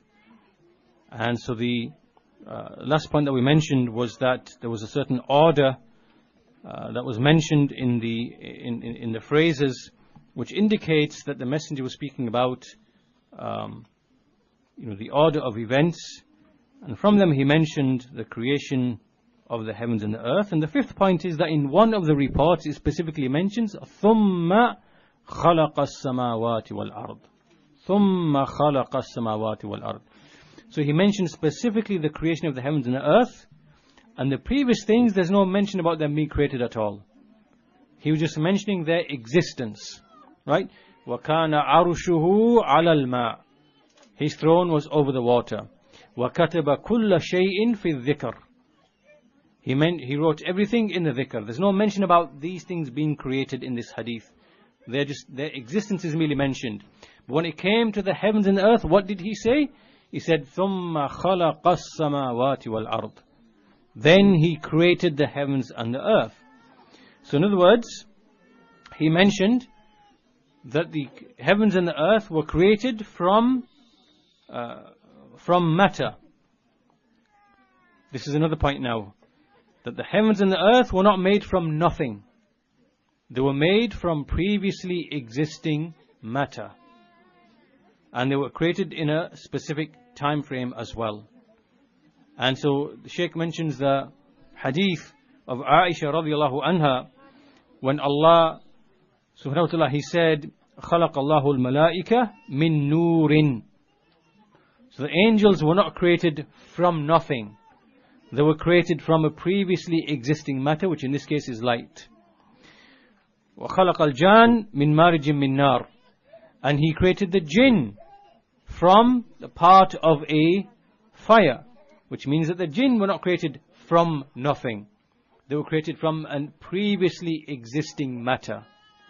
وَخَلَقَ آدَمْ مِمَّا وُصِفَ لَكُمْ. And he created Adam from previously existing matter, from whatever has been described to you, which is the earth. Right? So the point being here, that the heavens and the earth were not created from nothing. And so again, this is another issue that we should bear in mind when we look at those people who try to argue, the ones that we mentioned, that there was the Big Bang, and then this is how Allah created everything, and then time came to be, and then space came to be, and matter came to be from that point, and before that it didn't exist. And so therefore Allah before that wasn't in space, wasn't in time, This is how you see how they start rejecting the attributes of Allah, when they start using these thoughts and ideas. So the point being that what is in the Quran and the Sunnah is that the heavens and the earth were created from already existing matter. That's what Ibn Taymiyyah clearly says here, and he says in many other places as well. And so clearly from this, the fact that the Messenger used the word ثُمَّ خَلَقَ السَّمَاوَاتِ وَالْأَرْضِ clearly shows that the heavens and the earth were, that they were specifically mentioned as created things, but the other things were mentioned merely as already existing. Right, the next angle, the sixth point that Shaykh al-Islam mentions, just like a technical thing really, which is that no matter which of the three words we use, whether we say he used qablahu, whether we use ma'ahu, whether we say ghayrahu, all of that would not change the actual meaning of the hadith, because the meaning would always remain the same, which is that the heavens and the earth were created after those other things were already existing. So that's like a technical point. We can quickly go through that. Seventh point that he mentions is that if you are going to make any specific claim that the messenger said this, or he meant this, or he meant that, you have to bring evidence. You have to bring evidence from other statements of his to show that this is what he said, this is what he meant. And Ibn Taymiyyah has clearly established from other texts, from the other hadith that he mentioned about the 50,000 years, and the hadith about the qalam, when he first created the qalam, he said to it, write. All of that collectively shows that the meaning intended in this hadith is that the first thing created in this creation is the pen. and then afterwards the decrees, and then afterwards the creation of the heavens and earth. That was the 7th point. The 8th point that he mentions, very quickly summarizing as well, is that he says that in the likes of these affairs, speculation is not permissible. You can't speculate on the meaning of these ahadith, because this is from the affairs of the unseen. You can't speak with dhann or with mere speculation. And so yeah, that's the general point he makes in point number 8. Point number 8, the 8th angle. 58, 59. What's your famine? I think we've lost point number 9 there. 58, 59. Point 9 is missing there. Then he continues, point number 10, which is that the Jahmiyyah have fabricated a hadith. They fabricated a statement, they added to the end of this hadith. So they say, so the hadith goes as usual, كان الله ولم يكن شيء قبله وكان عرشه على الماء وكتب كل شيء في ذكر ثم خلق السماوات والأرض. Then they add وهو الآن على ما عليه كان. So some of you might have heard this thing that they add to the end of the hadith, which means that there was Allah, there was nothing before Him. His throne was above the water. Then He wrote everything in the dhikr. Then He created the heavens and the earth. And He now is exactly as He was then. Right? So this wording at the end of the hadith, وَهُوَ الْآنَ عَلَى مَا عَلَيْهِ كَانَ, is a fabrication of the Jahmiyyah. This is what they do. They bring lies and fabrications and they ascribe them to the Messenger of Allah in order to make it look as if there is evidence for the viewpoint. So what they mean is that there's two ways this wording can be used. The first way it can be used is by the Jahmiyyah, Mu'tazila, Ash'ariyya, Maturidiyya, because they claim Allah was never in a place. There was no place. Then Allah created place, makan, in which there was the creation. And Allah remains without a place. Right? So Allah was not above the heavens. Allah was not above His throne. Right? When there was no creation. So likewise, right now, once He created the creation, He's exactly as He was before He created the creation.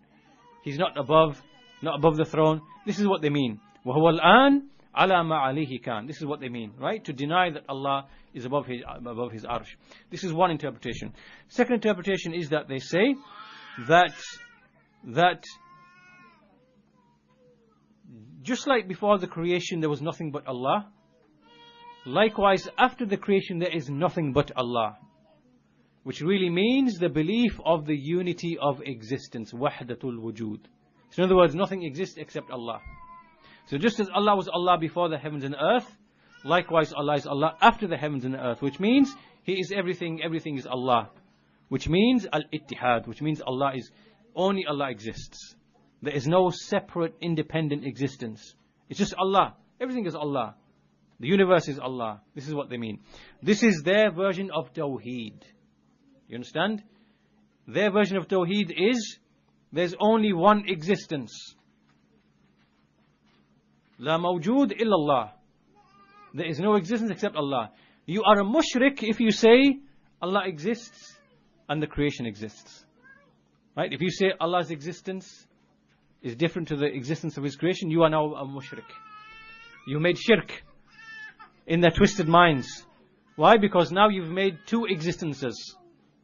Right? True Tawheed to them is to say Allah is only one, everything is Allah, there's only one existence. This is their understanding of Tawheed. Twisted mentality, twisted minds. So, they fabricated this addition, وَهُوَ الْآنَ عَلَى مَا عَلَيْهِ كَانَ, to this hadith, which has no basis. And, this is what the people like Ibn Arabi, Ibn Sab'in, At-Tilmisani, Ibn al-Farid, all these people who are from the extreme Sufis, who believed in wahdatul wujud and ittihad, this is what they did. So this is the 10th point.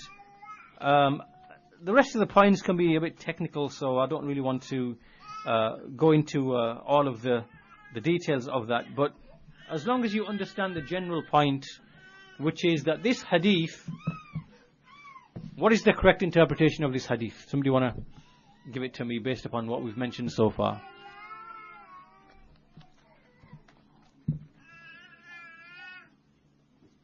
Anybody wants to answer? Yeah.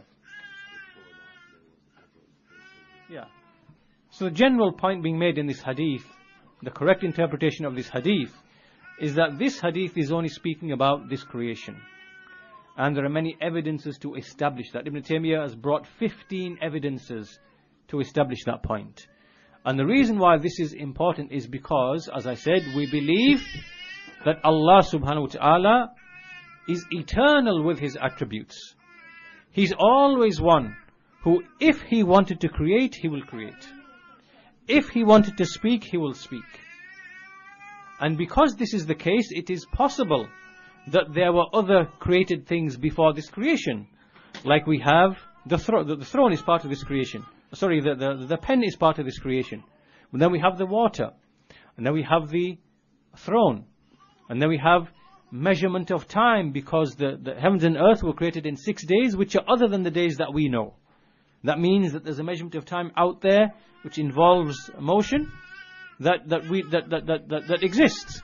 So there are other things in existence, besides this creation. Right? And this is part and parcel of believing that Allah is always one who, if He wants to create, He will create. If He wants to speak, He will speak. If He wants to act, He will act. If He wants to show mercy, He will show mercy. And so, this brings us then, and we'll try and conclude with this, which brings us to the statement of Imam al-Tahawi, or the explanation of the statement of Imam al-Tahawi by Ibn Abil'Izz al-Hanafi rahimahullah ta'ala. And so the statement is, it's only a page and a half, inshallah, we'll finish with this, which is that Ibn Abil'Izz al-Hanafi rahimahullah ta'ala, he says, regarding this issue, is it possible for there to be things in the future which Allah has created, that Allah is always creating in the future? And likewise, in the past, is it the case that Allah has always been creating in the past? Right? Going back into eternity. So do we affirm it both ways? Do we deny it both ways? Or do we affirm it one way and deny it the other way? Right? Do you understand what the issue is now, yeah? Right? So this is what Ibn Abil'Izz al-Hanafi is explaining here at this point. This is because, as I said, that Allah is one who is eternally one who, when He speaks, He will speak. When He acts, He will act. When He wants to create, He will create. That means that it's possible in the past, Allah has been creating things. Every single one of them had a beginning. There is nothing eternal with Allah subhanahu wa ta'ala. In fact, as we see Ibn Taymiyyah mentioning, let's establish this from Ibn Taymiyyah. Ibn Taymiyyah says, وَهَذَا بُرْهَانٌ مُسْتَقِلٌ عَلَىٰ أَنَّ كُلَّ مَا سِوَى اللَّهِ مُحْدَثٌ كائن بعد أن لم يكن وأنه سبحانه خالق كل شيء بعد أن لم يكن شيئا فسبحان من انفرد بالبقاء والقدم وألزم ما سواه الحدوث بعد العدم. Many statements, this is just one, that this is a clear evidence to show that everything besides Allah is brought about. It is created. It came to be after not being. And that He, subhanahu, is the creator of every single thing after it was nothing. So glory be to Allah, the one who is unique in His eternity, and the one who made everything besides Him to come to be after it did not exist. And there's many other statements of Ibn Taymiyyah to show that everything besides Allah had a beginning. Right? Even if we can believe at the same time that Allah, if He wanted to create something, He will create something going back into eternity. Right? So the point being here, from Ibn Abil'Izz al-Hanafi, he says that on this issue of whether we can have events taking place in the future and whether events were taking place in the past. Meaning by this, Allah speaking, Allah acting, Allah creating. Right? And so he says basically there are three questions. Can they exist in the past and the future? Do they exist only in the future? Or do they exist only in the past? So he says there are three statements amongst the Muslimin. The weakest one is the one who says it is not possible for events to continue in the past and not in the future. This is the saying of Jahm bin Safwan, right? This is what Jahm bin Safwan said. Jahm bin Safwan said that basically that that all events go to one point before which there was no creation at all. Right? Allah was doing nothing, and it's impossible to go before that. And likewise, in the future, he says, paradise will finish, will freeze, hellfire will freeze, everything will stop. Right? This is the consequence of believing that events in the future are not eternal. This is what he said. This is why Jahm bin Safwan and one of the Mu'tazila, Abu al-Hudayl al-Allaf, they said that there will be a point in time when the people in hellfire will just freeze like this. Everything will stop. And likewise, the people in paradise, everything will just freeze and stop. Everything will stop. All events will stop. Why? Because they believe it's impossible for events to continue in the future. But this is wrong, because we believe Allah is eternal. His names are eternal. His attributes are eternal. His actions are eternal. When He wants to act, He will choose to act. So in the future, Allah will continue acting if He wants, to create if He wants. Right? This is what we've established. And likewise, in the past, it is the same principle. So this is the first view. It's the view of the Jahmiyyah. The second view is the view of the people like the Ash'aris and Maturidis. They say that in the future we accept that events will continue. Paradise is eternal. The people of paradise are eternal. So they accept this. But in the past, it is impossible. Why do they say this? Because they want to allow themselves to build a proof for the universe having a beginning. Right? Right? They want history to stop at just this universe. Right? And so, but before this, there's nothing. And this is incorrect as well. And as for the view, the third view is that it is possible for events to go in the past and likewise in the future. This is the view of the A'immatul Hadith. This is a statement of the A'immatul Hadith, the Imams of Hadith. Right? So this, I know some people say, well, why are we speaking about these issues, and these are controversial, and this is a statement of, these are the views of Imam Ahmad. These are views of the A'immatul Hadith. This issue that we're discussing here, it lies at the crux of the bid'ah of the Jahmiyyah, Mu'tazila, Ash'ariyya, Maturidiyya, Salimiyya, Kullabiyya. You will not understand their corrupt creed unless you come back and return back to this foundation. All of it comes back to Allah being eternal in His names and His attributes, and being one who chooses to speak by His will, and chooses to speak and chooses to act by His will. Right? If you affirm this, then the rest of this naturally follows. It naturally follows. Right? And if you don't affirm this, this is where now we start coming into the doubts and the shubuhat of the Jahmiyyah and the Mu'tazila. So then, and other than them, then he says there is no doubt that all of the factions, they all believe and they say that everything which is besides Allah is created after it did not exist. And this is the saying of the messengers and their followers from the Muslims and the Jews and the Christians. And then he goes on to establish some other things, and we can leave those other details. So the conclusion here then is, from all of this, is that we believe Allah subhanahu wa ta'ala is the creator. It is fitri. It is ingrained within the soul of every single person. To establish Allah's proofs for His existence, it wasn't really the intention of this lecture today. But if we wanted to mention some arguments or some reasoning that is mentioned by Ibn Taymiyyah, he says, for example, Ibn Taymiyyah mentions two verses in the Quran as an example of a bayyinah. And so the first example is, the first verse in the Quran is, أَوَلَمْ يَذْكُرُ الْإِنسَانِ أَنَّا خَلَقْنَاهُ مِنْ قَبْلِ وَلَمْ يَكُ شَيْئًا. Right? So here Ibn Taymiyyah is saying, from this ayah is in Surah Maryam, does man not remember that we created him before whilst he was nothing? Whilst he was nothing. Ibn Taymiyyah says this does not mean that he was created from nothing, because he was created from a nutfa. There was already matter from which he was created from. Adam was created from matter. But what it means here is, what the meaning of this ayah is, that every person knows that he came to be after not existing. Right? This is a bayyinah. This is a bayyinah. No person, no creature, no person can deny that he didn't exist, then he came to be. Right? What does this mean? It means that he did not create himself. Right? This is a self-evident truth. You did not bring yourself into existence. Right? Neither did anything else, because the means of its existence is by way of reproduction. Right? So no dog, no animal, no cat, no, snail, no nothing. Nothing brought itself into existence, because there was a time when it was nothing, then it came to be. This is the meaning of the ayah. Right? So, this is a bayyina. A bayyina. No one can deny this. Then he brings the other ayah in Surah Tur. أَمْ خُلِقُوا مِنْ غَيْرِ شَيْءٍ أَمْ هُمُ الْخَالِقُونَ أَمْ خَلَقُوا السَّمَاوَاتِ وَالْأَرْضِ بَلْ لَا يُعْقِنُونَ. Here is a series of questions. In this verse, Allah asks, were they created by nothing? This is the correct interpretation of this verse. The one who says that this verse means were they created from nothing, this is an incorrect interpretation. What it means is, were they created without a creator? This is the meaning of the ayah. Were they created by nothing?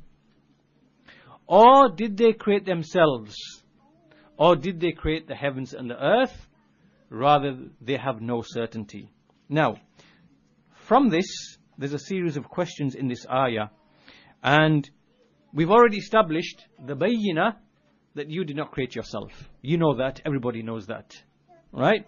Then from these verses, there's another bayyina, which is every human knows that he did not create the universe. Right? Everybody knows that he did not create the universe. And he knows that the universe itself didn't create itself. All of these are bayyinat, right? When you argue with someone, you have to start with the bayyinat.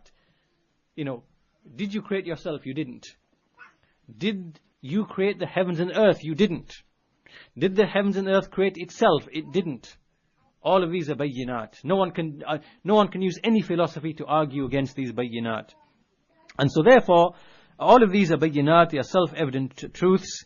And likewise, if they want to be clever and they say, well, there's multiverses, doesn't matter how far back you go, the argument still applies, because these multiverses did not create themselves. It's the same principle. Whether you speak of one or whether you speak of a million, the principle is still the same, that nothing creates itself. This is a bayyina. And so, this knowledge, this reasoning is something that is fitri. Something that everyone can accept. No matter where he is, no matter which century or millennium he's born in. You can say this to someone in the Amazon jungle carrying a spear, and it will make sense to him. Or you can say this to someone 4,000 years ago, it will make sense to him. All of this is bayyina, it is fitri, it is dururi. And so this means really that there are only three possibilities, right? There are only three possibilities, which is nothing created something else. This is the first question in the ayah. Am khuliqu min ghayri shay'in. Were they created by nothing? Nothing created something. Is this possible? Is this possible? So this is out. That's out now, right? Nothing created something. It's out. Or it's possible that something created itself. Is that possible? Aqlan? Is it possible? No. Or something created something else. Is that possible? Yeah? So something has got to have created something else, right? It's the only conclusion.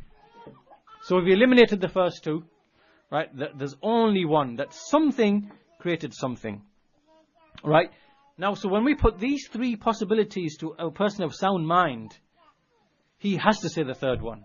Right? He can't say anything else. He can't say, yes, the universe brought itself into existence, like this idiot, Lawrence Krauss. Yeah, this scientist philosopher. Right? Universes they come from nothing. They create themselves. This is just making fools of the minds of the people. That's all it is. Right? So if you put these three scenarios to a person of sound mind, he will say, nothing does not create anything. Can't be that one. Something cannot create itself. It can't be that one. So something must have created something. Right? Now we've got closer to the truth now.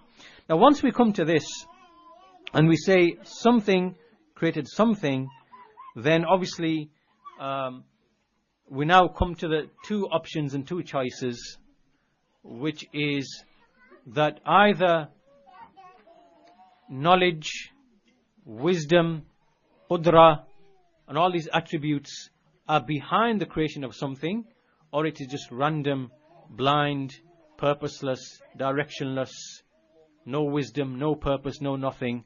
Right? So if these two scenarios are put to you now, which of the two do you think from human experience, right? From human experience. From thousands and thousands of years of human experience, when humans have been engaging in technology and building things and whatever else, from the sum of their technological experience, from their industrial experience, which of these two makes sense to you, right? That a knowing, able, alim, qadir, murid, one who is able to choose and will, that he creates something, or that something just comes to be without ilm, without qudra, without hikmah, without ghaya. Which of the two? Put them to you. Be honest and tell me which of the two really appeals to a person's intelligence more. He has to say this one. He has to say this one. Right? He can't say this one, because then his hawa becomes clear. Because the sum of human experience would render him a liar. Right? And so this is it's as simple as basically saying, and this is the method of Ibn al-Qayyim rahimahullah ta'ala in his book al-Fawa'id, and he establishes like a method which is basically, we can illustrate it along the following lines, that, you know, if you take this book, this object for example, first and foremost, the mere fact that this book exists, right, this proves a wujud aini. Wujud aini, pay attention to this word, right? The fact that this book exists, or in fact, you know what, it's even better to use the bottle. The fact that this bottle exists proves with a wujud aini that there is someone out there who is manufacturing this bottle, right? That is something you cannot argue with. Yeah? This is a wujud aini. This is the method of the Quran. And the Quran does not use philosophical proofs, right? Physical, tangible proofs are powerful, simple, right? And they're not long-winded like rational proofs, right? So compare this to, for example, like, well, if you look at the philosophical proofs, they're all long-winded, right? Things have attributes, and I don't want to go into all that nonsense, to be honest with you. But to illustrate the point, the existence of this bottle indicates wujud aini of the one or the being or the company who makes these water bottles, right? That's a given. You can't actually deny that, right? That's you can't deny that. Then from this bottle, from the handiwork, from this maf'ul, you know that there was a fi'l, right? This is maf'ul, and so therefore this indicates a fi'l, an action that came before it.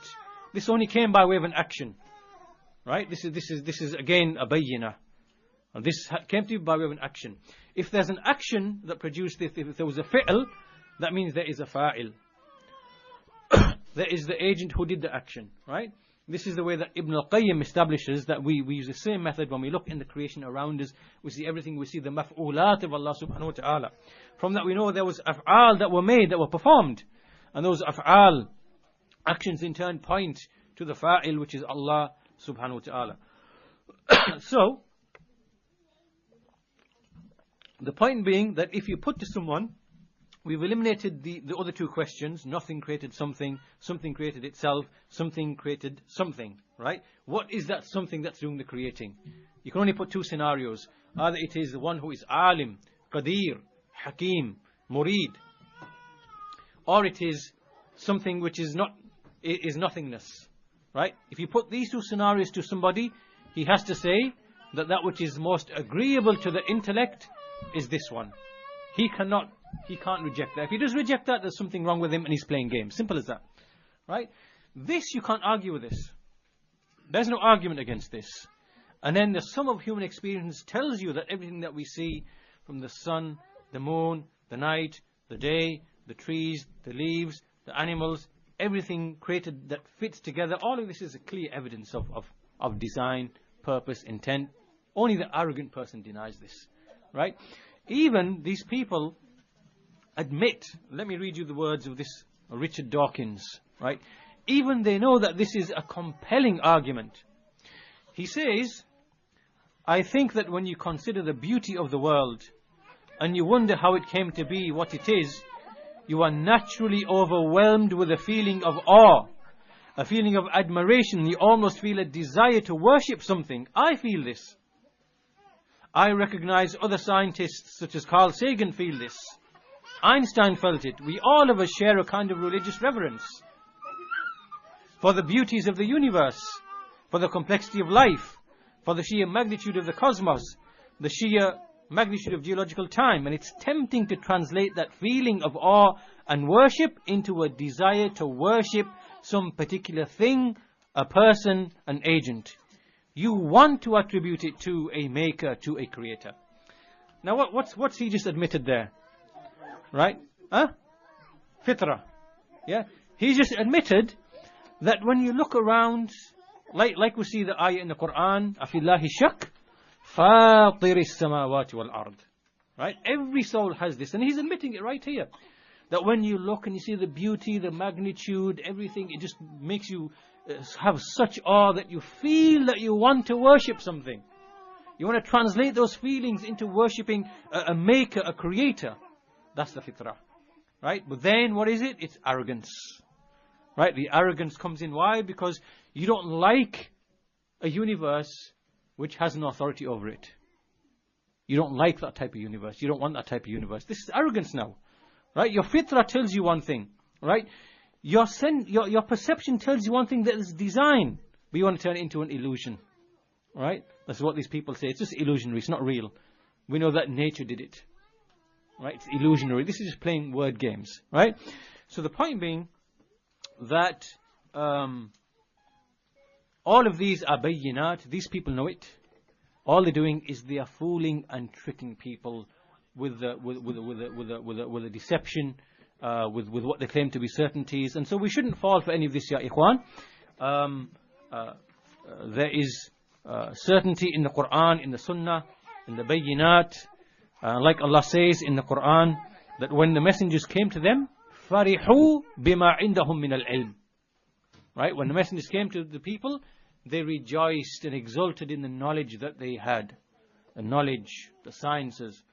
So from all of this discussion, we want to round off now, inshallah ta'ala, that in summary we said that the issue of Allah's existence is fitri, it is dururi, it is not something that we need to go into long-winded philosophical proofs, because they are the weakest and the shakest of all of proofs. Rather we stick to the bayyinat, the barahin, the bayyinat, the ayat, and we use the simplest, closest, shortest, concisest of arguments, which are in the Quran. And there are many more things that could be mentioned. For shortage of time, there are many other arguments that can be used as well. But so connecting that issue of Allah's existence, the creation of the universe, there are other issues surrounding that as well that have a huge impact upon our belief, especially as it relates to Allah's names and Allah's attributes. And so from that we see the mistakes of the philosophers who deny creation, resurrection and revelation, and likewise the Jahmiyyah, Mu'tazila, Ash'ariyya, Maturidiyya, who try to use the tools of those people to defend the Quran and end up in fact rejecting the Quran, making takdeeb of the Quran, making takdeeb of the Sunnah. So this is really just an introduction to this field, to this topic. And if there are any questions in relation to this topic specifically, we maybe have 15 minutes at the most, inshallah. So keep them on topic, and we'll close the session for there, inshallah ta'ala. And if you want to learn more about these issues, you can go to and follow up. You can go to websites which have a lot of information. Ash'aris.com is one that deals with these issues. About atheism.net deals with a lot of the issues to do with the arguments of the atheists. So inshallah you can refer to those websites.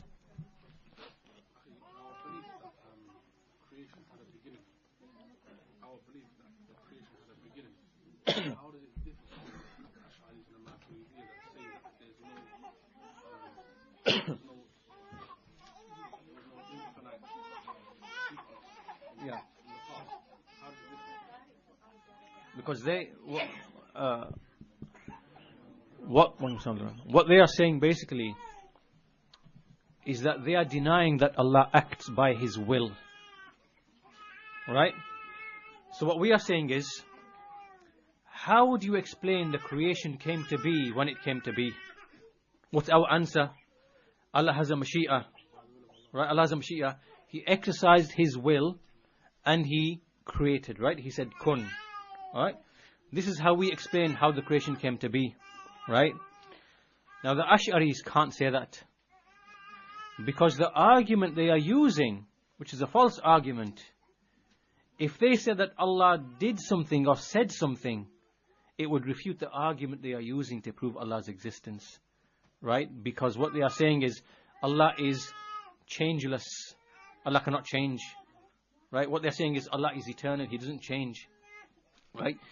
So if Allah was to speak or to act, a change has happened in Allah's essence, and so He is now like all the created things. Do you get it? Yeah. So this is how they're operating. They're taking these ideas from Aristotle, the language, right? So Aristotle said that Allah is not a jism, not a body. He's immaterial. He's timeless. He's spaceless, right? Just a static being. That's Aristotle, right? So that's what they're trying to say as well, right? So if they say that Allah created the creation at a specific point in time and He exercised His will, what's happened now? There's a change of state with Allah. Allah has changed. Do you get it? This is how they treat Allah's actions. We say Allah is one who acts according to His will, right?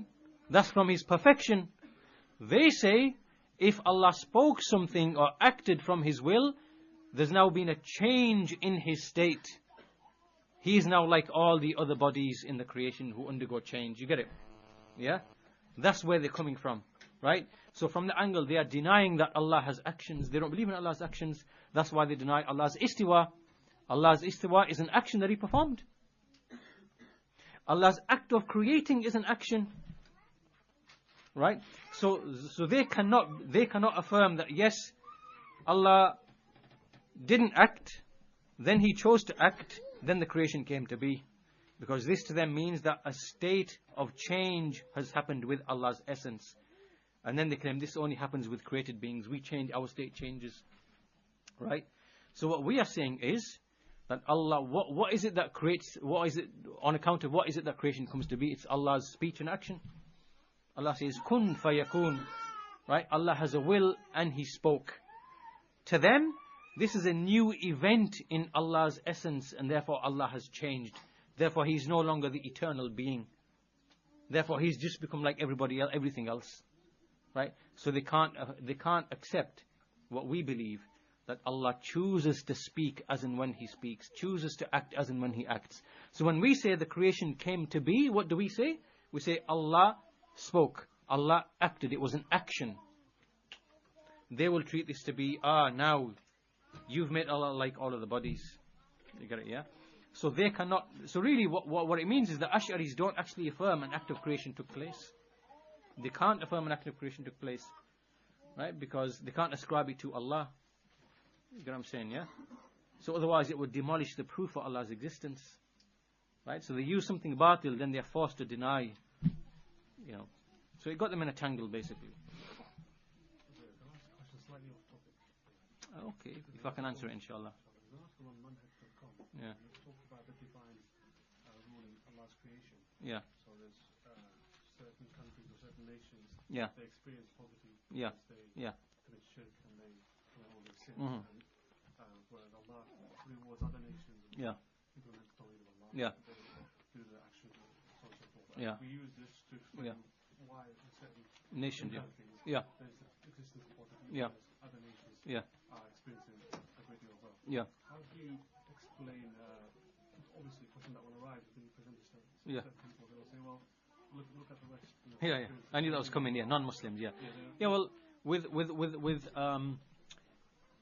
there's two things. There are those who are upon disbelief, and there are rules that Allah operates with respect to them, right?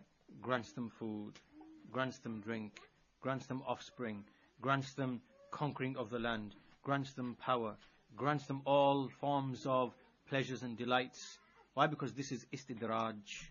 This is just giving someone a rope until the time comes, right? So when we speak about people who are upon Tawheed, and then they start deviating from Tawheed, right? The blessings are. This is why you have the number of ayat in the Quran. Ayah in Surah An-Nahl establishes where Allah says, set forth for them the example of the qarya, a city, كانت آمنة مطمئنة يأتيها رزقها رغدا من كل مكان.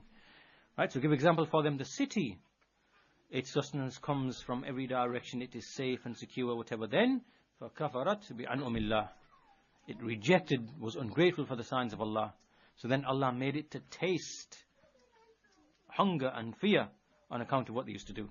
So when we have people upon the message, upon Tawheed, they disobey Allah, they are ungrateful, they fall into bid'ah, fall into shirk, fall into ma'asi, fall into whatever else, blessings are slowly removed now. Right? And so what they used to live in, of having sustenance and food and aman security, that slowly starts to disappear. So that's why if you look in all of the Muslim countries where you have shirk, what do you see? You see poverty, no jobs, high prices, the rulers are basically, give preference to themselves, they don't look after the subjects, fearful, you can't walk out, it's fearful, you fear death, you fear being killed, you fear being robbed. In all these countries, that's what's taking place. Right? But in the Western countries, what do you see? You see civilization, technology, culture, food, drink, everything, paradise on earth. Right? So here Allah has another set of rules that apply to the creation. Istidraj means a gradual onset.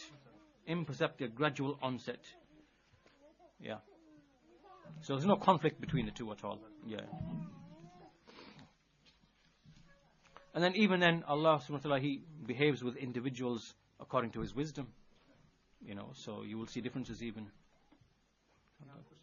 Inshallah. Yeah. As for utilizing the modern science as a tool, I would think Shaykh Abu Iyaad said there's no problem using it, but don't go so extreme. Yeah, that's correct. And, Yeah. The issue of the Big Bang. Yeah. As Muslims, we believe that the universe was once upon a time was all together.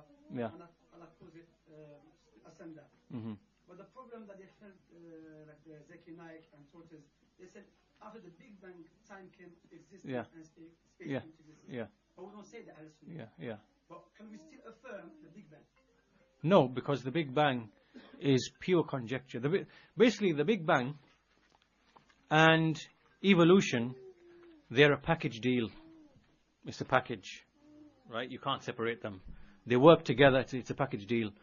So basically, if you buy one, you have to buy the other one, right? They come shrink wrapped in. You can't take her out before you buy it. So basically, the reason why the Big Bang model, why they're defending it, even though it's, like I said, like a wrecked old man in hospital needing patches everywhere, right, is because it fits in with the evolution paradigm, right? So basically, an explosion, matter just going everywhere, chaos, right? Galaxies start forming, right? Eventually planets start forming, right? And then out of this chaos and different conditions, chaotic conditions, come, biological molecules, right? It's this package deal. If you buy into the Big Bang, it follows naturally that evolution follows, right? So which is why they are defending the Big Bang, even though it is batil. They're just inventing so many things, like, they've worked out that basically for the universe to actually form, there's not enough time. Right, so there's not enough time. So what they've done is they've added a step, and they've called superinflation took place. Right, so an explosion took place, right, but it's not moving fast enough to get where it needs to be for the galaxies. So what they said was that after, for example, 300 millionth of a second or whatever it is, all of a sudden there was huge inflation where it grew like this for like a few milliseconds, and then it slowed back down again to its normal rate that it was before. Right? What caused that superinflation? Right? So you've invented inflation to keep the model going. Right? Then they've realized, hold on a minute, in this universe that we are looking at, there's not enough matter. We are missing 95% of the matter. Where's it all gone? We can't see it. There should be more, according to the model. So I thought, you know what? There must be dark matter that we can't see, them can't detect. It must be there. come on, ya ikhwan, this is fairy tales. Right? These people believe in fairy tales. They say to us that you believe in something you can't see. That's what they're doing. Right? But they're just deceiving you into thinking that they have definitive, it's not. It's all just pretense and make-believe. That's what it is. Then they figured, okay, let's bring in some dark matter. That will take us to about 70% or something or whatever else it is. Then they say, wait a minute, but how come the galaxies are able to keep their own where they are, and how come they're moving, whatever? They say, well, there must be some hidden energy that's allowing it to move to a degree that that's not making it collapse or something like that. Then they bring out dark energy, right? And so all of this is make-believe. It is fairy tales. This is what it is. No evidence at all. So the point being, the point being was that we do not believe in the Big Bang. It is batil, and it opposes. How does that fit in with Allah being a masterful, skilled creator? Right? So think about this. Huge explosion, all of a sudden it just so happens that everything fits in and works out nicely. All the laws of physics, all the constants, whatever. This is a chaotic type of it. Rather, this actually supports the atheists, doesn't support us. It supports them because they say, look, things just worked out that way. And then evolution just followed. Whereas what we believe, which is clear in the texts, that Allah subhanahu wa ta'ala, He created the heavens and earth in 6 days. These 6 days are not the days that we know, which means that there's already a time in place. There's already an order in place. That creation was with skill, was with design, was with intent. Right? So if you buy into the Big Bang, you are denying all these things. So no, we don't accept the Big Bang because it's conjecture.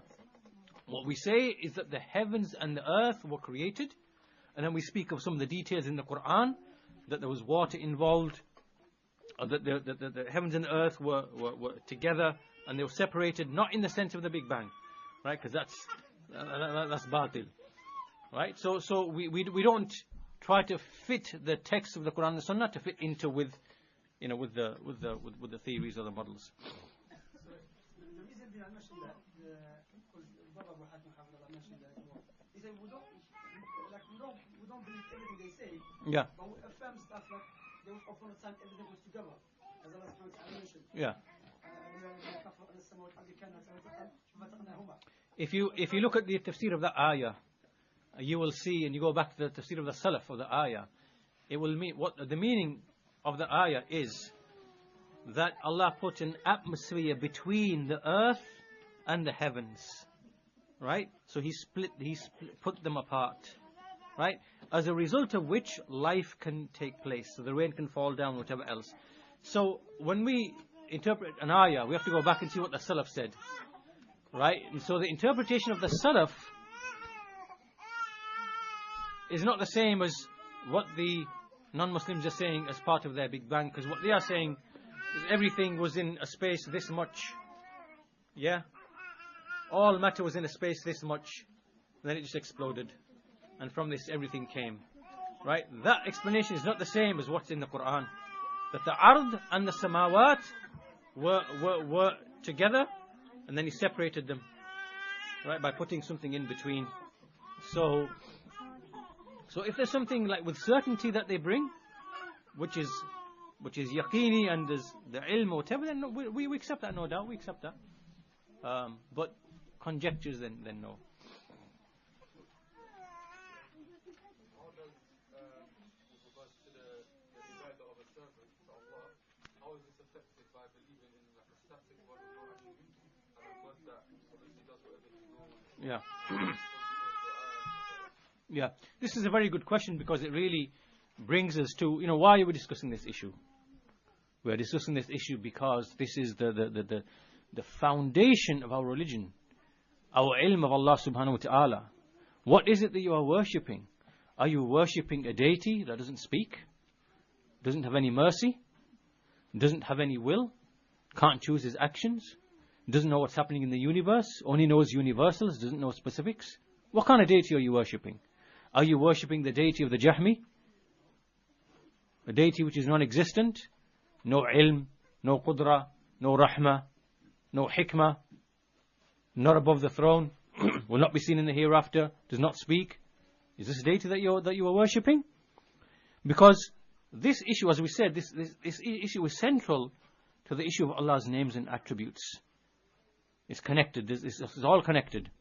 And so therefore, a person's ibadah is affected by this issue. That's why, in fact, there's a statement of Ibn Taymiyyah here, if I can find it, where he says that Allah subhanahu wa ta'ala, He sent messengers and He sent them with the command to worship Allah subhanahu wa ta'ala, and included with that knowledge is having knowledge of His creation, knowing about what He created, right? So the ilm of the khalq, the ilm of the creation, is part and parcel of worshipping Allah subhanahu wa ta'ala. This statement is here, I just can't find it right now, there's too many pages. So this underlies our belief in Allah, His names, His attributes, His actions. We believe that Allah is the one who, if He wants to show mercy to someone, He will show mercy. We see all around us, in fact, as Ibn al-Qayyim says, that everywhere around us we see the athar, the effects of the attributes of Allah. You see Allah's love for His slaves when He honors them. You see Allah's hatred for a people when He punishes them. You see Allah's mercy when the rains come down. You see, so all of these attributes, we see them manifested in the creation, right? And this informs us that Allah is merciful, compassionate, loving. He becomes angry, He becomes disbelieved, He punishes, right? And this in turn affects the hearts, right? Because the hearts are shaped by this knowledge, right? And when we believe in a deity that, will not be seen, does not speak, does not have power, love, mercy, then what are we worshipping? What are we motivated by? Nothing, right? So this erodes the iman from the hearts of the people. And that's why the Salaf, they understood that the Jahmiyyah are calling to kufr. They are stripping the belief